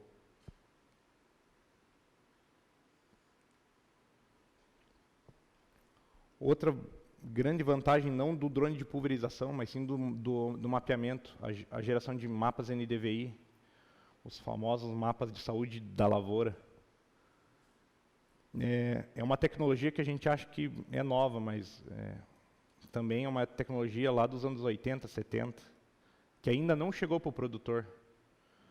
A gente já vê várias empresas de mapeamento que trabalham com câmera multiespectral, já conseguem entregar resultados fantásticos de economia de produto, de aumento de produtividade, mas que ainda muita gente utiliza de forma errada esses mapas. Então, às vezes, entrega para o produtor e não sabe explicar o que aquele mapa realmente está informando. Então, nesse caso aqui, eu trouxe só uma comparação de um mapa normal em RGB. E aqui a comparação de uma área que foi perdida da cultura da batata antes e depois de uma chuva de granizo. Então, a lavoura estava sadia, com vários pontos aqui que a planta ela se expressava em forma de clorofila, que estava tudo bem com ela, que ela estava saudável. E depois da chuva de granizo, tudo se perdeu. Então, assim, aqui é só para realmente mostrar um exemplo de como a gente consegue identificar uma planta viva, por exemplo, uma planta saudável, de uma planta que morreu, que foi quebrada. Então, ela tem diferença, ela se expressa. Aqui ela não está vermelha ainda porque tem alguns pontos de clorofila ali, por isso que ela está nesse tom de amarelo. Mas está bem diferente do que encontrado antes dessa chuva de granizo.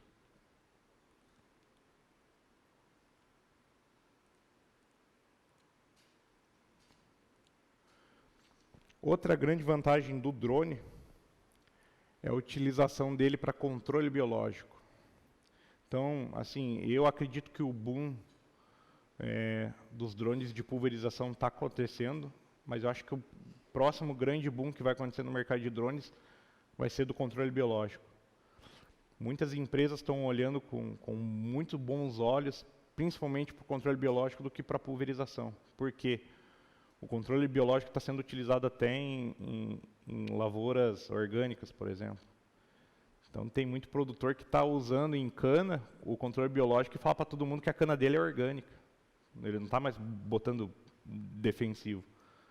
Então, assim, a gente sabe que não é verdade, mas é a propaganda dele. E o custo de você utilizar o controle biológico é muito mais barato.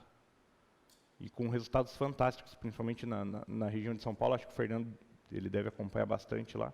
A região de São Paulo usa, as usinas usam muito controle biológico, com muito bons resultados. Principalmente com a cotese e com o tricograma.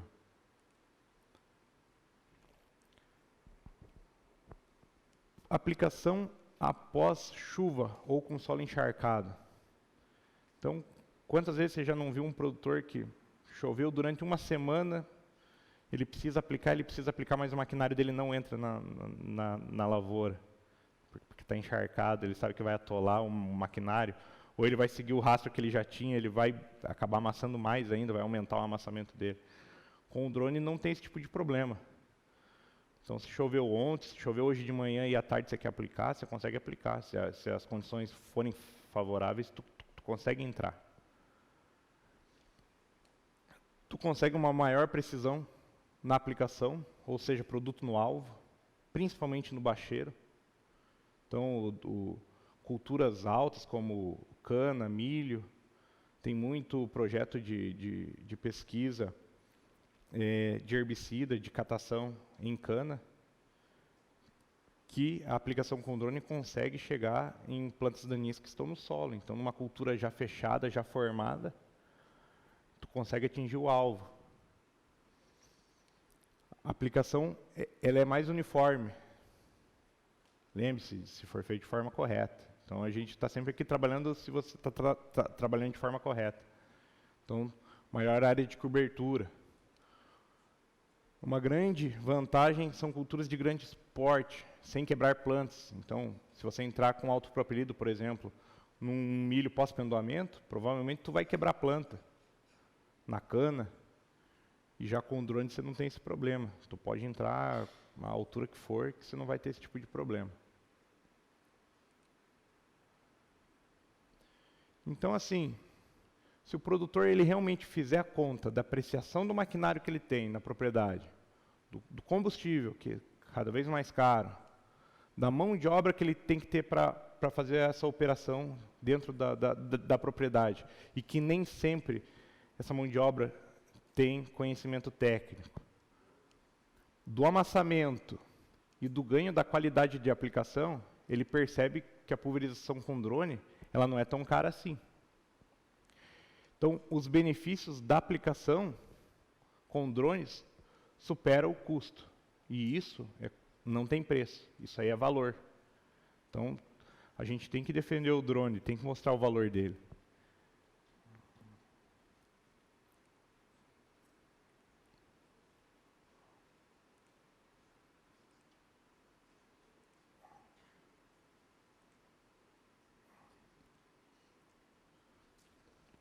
Então, agora, indo para a parte final já da apresentação, o que fazer para o seu negócio ser viável? Então, se você quer abrir uma empresa de pulverização com drones, de controle biológico, enfim.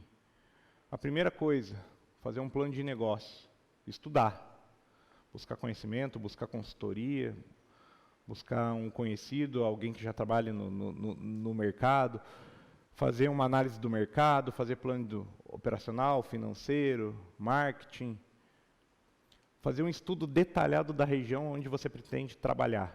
Então, você pretende trabalhar no plano lá no Mato Grosso? Vai ser uma situação. Você vai trabalhar com café em Minas, no Espírito Santo? É outra situação. Vai ser uma outra aeronave, vai ser uma outra estrutura que tu vai ter que ter. A contratação de pessoas qualificadas. Então, às vezes, o barato sai caro. Às vezes, você quer pagar barato para um piloto, barato por um serviço, e aquilo acaba saindo caro. Então, às vezes, o teu auxiliar pode fazer lá uma mistura de calda errada, você perdeu um tanque lá que tem em produto R$10.000. Por quê? Porque você contratou uma pessoa que não tinha conhecimento de calda. Ou que você pega um piloto que não tem conhecimento, pulverizou numa área errada, numa área de preservação permanente, por exemplo, cometeu um crime ambiental, ele não sabia. Mas você contratou uma pessoa que não sabia. Então, a contratação de pessoas qualificadas é essencial. Novamente, vou repetir, seguir a legislação. A legislação ela acaba prendendo a gente e evitando que a gente faça de forma errada. Então, seguir a legislação é uma forma da gente operar de forma segura. E a escolha dos equipamentos. Então, essa basicamente vai ser a ordem que você deve seguir. O que geralmente o pessoal faz? Começa da escolha dos equipamentos, daí ele vai ver o plano de negócio. Então, assim, a compra da aeronave é a última coisa que você vai fazer. Como o exemplo que eu citei, você vai trabalhar no Mato Grosso, um T-10 não vai te resolver a vida lá. Lá um T-30 vai ser muito melhor.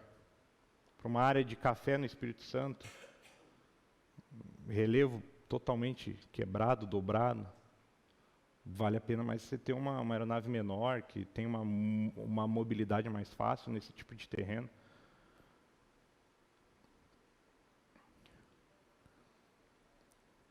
Então, para quem quer começar a investir no setor, precisa atentar-se que o valor do drone é apenas uma parte do que precisa investir. Então, assim, você precisa dividir o teu investimento em 3 partes. Então, 1/3 é o drone. 1/3 são os equipamentos que vocês vão precisar em campo. Então, bateria, carregador, gerador, veículo, tanque de mistura no veículo, antena RTK. Então, toda a estrutura que você vai demandar para ir para campo, para fazer um serviço de qualidade, entra nesse 1/3. E o restante desse 1/3 é capital de giro. É você ter fôlego para salário, alimentação, manutenção, viagem, imposto. Então, você conseguir se manter, porque nos primeiros meses você não vai começar já com vários clientes. Então, você vai ter que ter uma gordura ali, um capital de giro para você iniciar o negócio.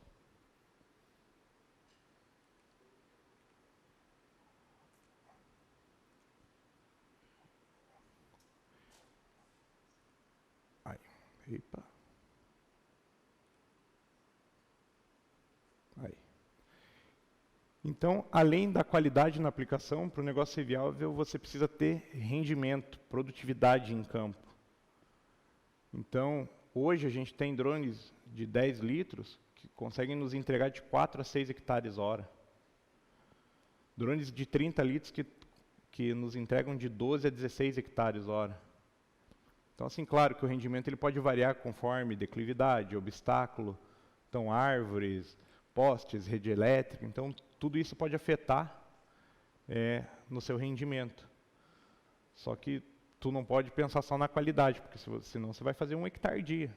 Você vai fazer tudo bonitinho lá. E você precisa, pensando do ponto de vista de negócio, você precisa ter um rendimento, uma rentabilidade ali fazendo uma quantidade diária suficiente para pagar os custos e ter lucro.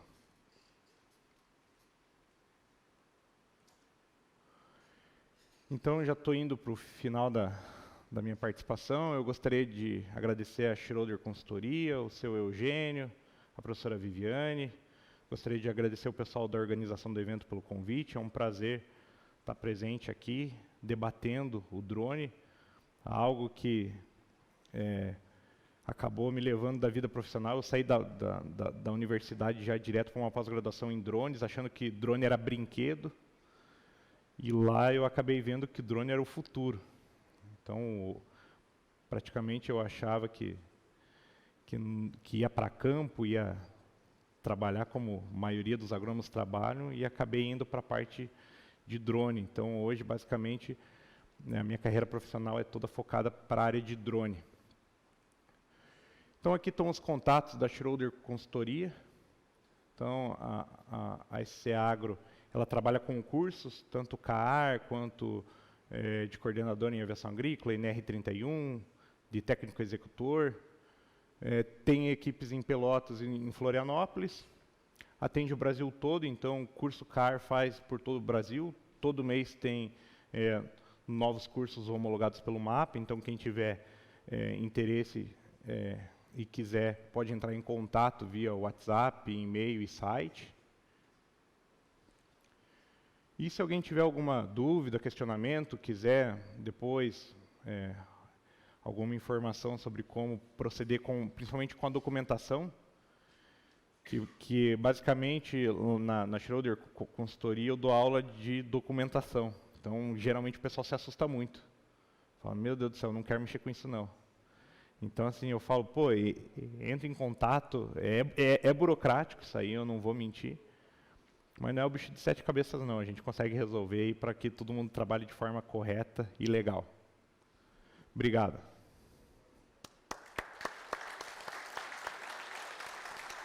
Obrigado.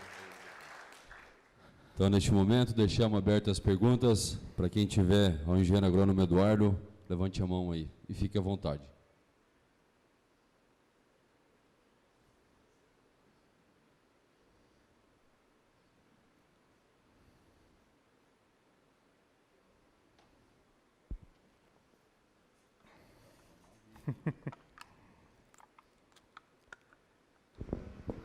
Bom dia. Bom dia. É que tanto ele quanto você estavam falando dos 20 metros de distância, né? Aham. Aí ainda mal sei que mexe com documentação as coisas. Eu aprendi, eu fiz o curso do CAAR e lá o instrutor explicou o seguinte, para ver se é isso mesmo, né? Esses 20 metros conta a partir da área de preservação. Por exemplo, o rio tem uma área de 30 metros que é obrigatório a gente deixar com preservação, mais os 20 metros. Então, no caso, é 50 metros do rio, é isso? Isso. É porque a área de preservação ela já começa nos 30 metros, né? Isso, então, que por lei a gente Isso. tem que deixar. Então, é Isso. os 20 metros dali, não é Isso. da onde... E isso com casas e as coisas, também tem essa área... 20 metros. Então, assim, casas isoladas, cidades. Então, essa é a grande vantagem. Então, mas daí é 20 mais 20? Não. Não, de casas, por exemplo, é só 20. É só 20. Só 20. Só na área, igual no caso na área de... Isso, que daí ela vai somar, né? Porque, na verdade, ela conta de onde começa a área de preservação, né? Então, é da área de preservação, 20, tu pode aplicar com drone. Então, é 30 mais 20, 50 metros, tá? Isso. Só isso aí, meu.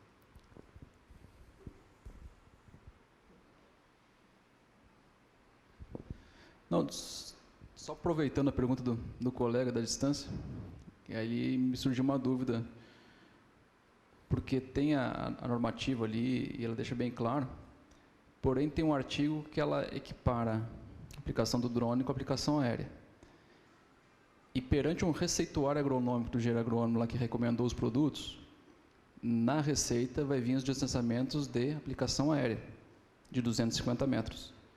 Então, legalmente, eu tenho uma receita que prevê a aplicação de 250 metros, mas eu, como operador e responsável, posso manter os 20 e desrespeitando a receita? Então, essa é a parte burocrática do Brasil que é, assim, a gente acaba não conversando, né? Então, assim, o principal problema nosso hoje é, como o Fernando ele comentou, é bula. A gente não conversa. Tem algumas empresas até que eu conversei na semana passada que eles vão começar a colocar na bula que é não recomendada a aplicação com drones. Eles não estão nem proibindo, mas eles querem tirar o deles da reta. Eles vão colocar que não recomenda, então não é proibido. Se você quiser aplicar, pode aplicar, mas a própria empresa já vai partir para esse caminho. Então, assim, ainda até a gente deixar tudo redondinho, muitas coisas, é que nem eu comentei, a gente ainda fica meio preso ao avião, principalmente na questão de distâncias. Então, tem questão com avião, por exemplo, que é 250 metros, 150 metros, e o nosso é 20. Então, assim, vendo da aplicação com drone, segundo o mapa, segundo a instrução normativa 298, tu não está errado. Mas perante daí, claro, o receituário, tu está infringindo o que o teu responsável técnico prescreveu, né? Então, assim, na verdade vai ficar uma briga ali que até que o mapa, algum órgão realmente compre essa briga e comece a fiscalizar tanto quem prescreve e passe esse conhecimento para quem prescreve e para quem vai aplicar, né? Porque quem está aplicando em campo, a instrução normativa 298 é uma bíblia. Ele segue aquilo ali e pronto, acabou, né? Então, assim, acaba tendo esse questionamento, né? Não, entendo, mas a própria 298 fala depois no 25 que é equivalente à aplicação aérea para o receituário, né? Por isso que ele fica contradizendo. Ele fala um ponto, e no outro ponto fala outro. E outra também que eu vejo como alerta, né? Quando tudo corre bem, não tem problema. O problema ocorre quando você tem um dano para um terceiro, uma deriva, e aí começam os problemas legais. É que boa parte dos produtos em bula, eles não têm a especificação para drone, então fica no aérea, e a cauda é de 20 a 40.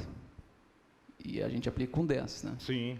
Então, assim, você como empresa, você está assumindo um risco que a empresa que tem o produto, ela vai sempre dizer, não, a minha recomendação é 20. Sim. E isso não acontece no campo, né? Ela vai com 10. Então, fica outro amparo legal ali de... A gente acaba ficando num limbo, né? Então, a gente fica preso a algumas coisas, a aviação, outras coisas a gente tem a nossa própria legislação. Mas, assim, vai acabar mudando. Então, o próprio mapa, quando ele instituiu a 298 e começou a liberar o CIPAGRO, por exemplo, para as aeronaves, o CIPAGRO ele não conversa com a ANAC. O mapa já aceitava aeronaves T-30, T-20 e T-16, e sendo que a ANAC não permitia ainda. Então, assim, tem até uma desconversa de órgãos que cuida só da aviação e só da pulverização, né? Então, assim, o correto mesmo é a gente caminhando todo mundo junto, pensando no bem comum para a aplicação, né? Então, assim, que nem você falou, se tiver pulverizando de forma correta, tudo certinho, dificilmente você vai ter problema. E uma forma também de você evitar esse tipo de problema é a guia de aplicação, que é obrigatória para aplicação com drones. Então, assim, muitas vezes você vai fazer uma prestação de serviço e você combinou no papo com o produtor. E a guia de aplicação fica quase que valendo como um documento. Então, lá você vai colocar a vazão, o bico que você utilizou, os produtos, direção do vento, rajada de vento. Então, por exemplo, se caso aconteça um problema, deu deriva. O vizinho tá reclamando lá que matou a plantação dele. Provavelmente os órgãos vão vir em cima de quem aplicou. Aí tu com a guia de aplicação, com o receituário, com o mapa de aplicação, tu vai falar, ó, eu apliquei aqui nessa área, assim, sabe? Só que a direção do vento estava para o lado contrário. Então não fui eu. Então assim, a gente tem que se atentar para isso também. A guia de aplicação, ela é uma segurança tanto para quem está prestando serviço, para quem recebe. Então, que tanto é que essa guia de aplicação ela tem que ficar armazenada, né? O mapa obriga que você armazene essa guia de aplicação aí no seu sistema, para que caso ocorra esse tipo de problema, tu tenha como ter uma contraprova. Bom dia, tudo bem? Bom dia. Vitor da Cocamar, coordenador técnico. Puxando muito a palavra do Fabrício agora, eu queria saber como que a ADAPAR, aqui no estado do Paraná, está se comportando com essa questão da documentação. Como que ela tem fiscalizado o pessoal e pensando nisso aí, você acabou de falar que a gente fica num limbo, né? Numa situação que a gente fica complicado. Seguimos o mapa ou seguimos a ADAPAR? Essa é uma coisa que a gente tem que pensar muito bem, porque no dia a dia o produtor sempre vai buscar o lado dele, né? Vai sobrar sempre para o aplicador, tá bom? Então, o correto realmente, hoje, é você ter registro tanto no mapa quanto na ADAPAR. Então, um dos documentos necessários para o teu registro na ADAPAR é o registro no mapa. Então, assim, a gente está num estado que a ADAPAR bate nessa questão. Então, ela é muito respeitada, principalmente na questão de agrotóxicos, por causa disso. E, assim, pessoalmente, eu não tenho nada a reclamar da ADAPAR, porque foi quem me abriu as portas lá, até mesmo antes de ter uma lei nacional de drones, a ADAPAR já meio que entendeu. Então, a gente tem um campo de testes lá em Curitiba, onde alguns funcionários da ADAPAR foram lá entender, porque ainda em 2018, 2019, não tinha muito drone, eles não conheciam como era a aplicação. Então, que nem eles pediam um pátio de descontaminação. A gente mostrava, mas a gente limpa o drone antes de sair de campo, então ele não volta para casa, para o escritório sujo. Então a gente não precisa ter um pátio de descontaminação, que você tem que fazer uma obra monstruosa. Então, assim, tem muita empresa de drone que não tem nem local físico. O local de trabalho deles é na van, é na caminhonete, é no caminhão. Então, assim, o correto realmente é você seguir ambos. Então, você seguindo a legislação de ambos, tu vai estar segurado. Porque dificilmente um mapa vai fazer uma fiscalização aqui no Paraná, a não ser que aconteça que nem aconteceu no Mato Grosso lá, algum tempo atrás, que juntaram alguns órgãos e fizeram uma fiscalização na parte de pulverização aérea. A ADAPAR está rodando as estradas do Paraná todo dia. Então, assim, foi até o que eles nos passaram, assim, que se eles veem alguma coisa errada, eles vão parar, eles vão questionar. Então, assim, se você tiver com toda a documentação, guia de aplicação, mostrando, mas o vento está para lá, assim, assim, assado, eu estou fazendo da forma correta, provavelmente tu não vai ter problema. E, a partir do momento que você está trabalhando de forma correta, a ADAPAR, um mapa é um aliado teu. Ele garante a tua qualidade de aplicação, ele garante a tua rentabilidade, então, acaba nivelando o mercado por cima, né, aquela questão de, basicamente, quase tabelar os valores de aplicação, não colocando em risco a tecnologia, então você não está queimando a tecnologia. E assim, a minha sugestão é que você siga ambas os órgãos, principalmente a ADAPAR, porque é muito respeitada na questão da pulverização agrotóxico a nível Brasil.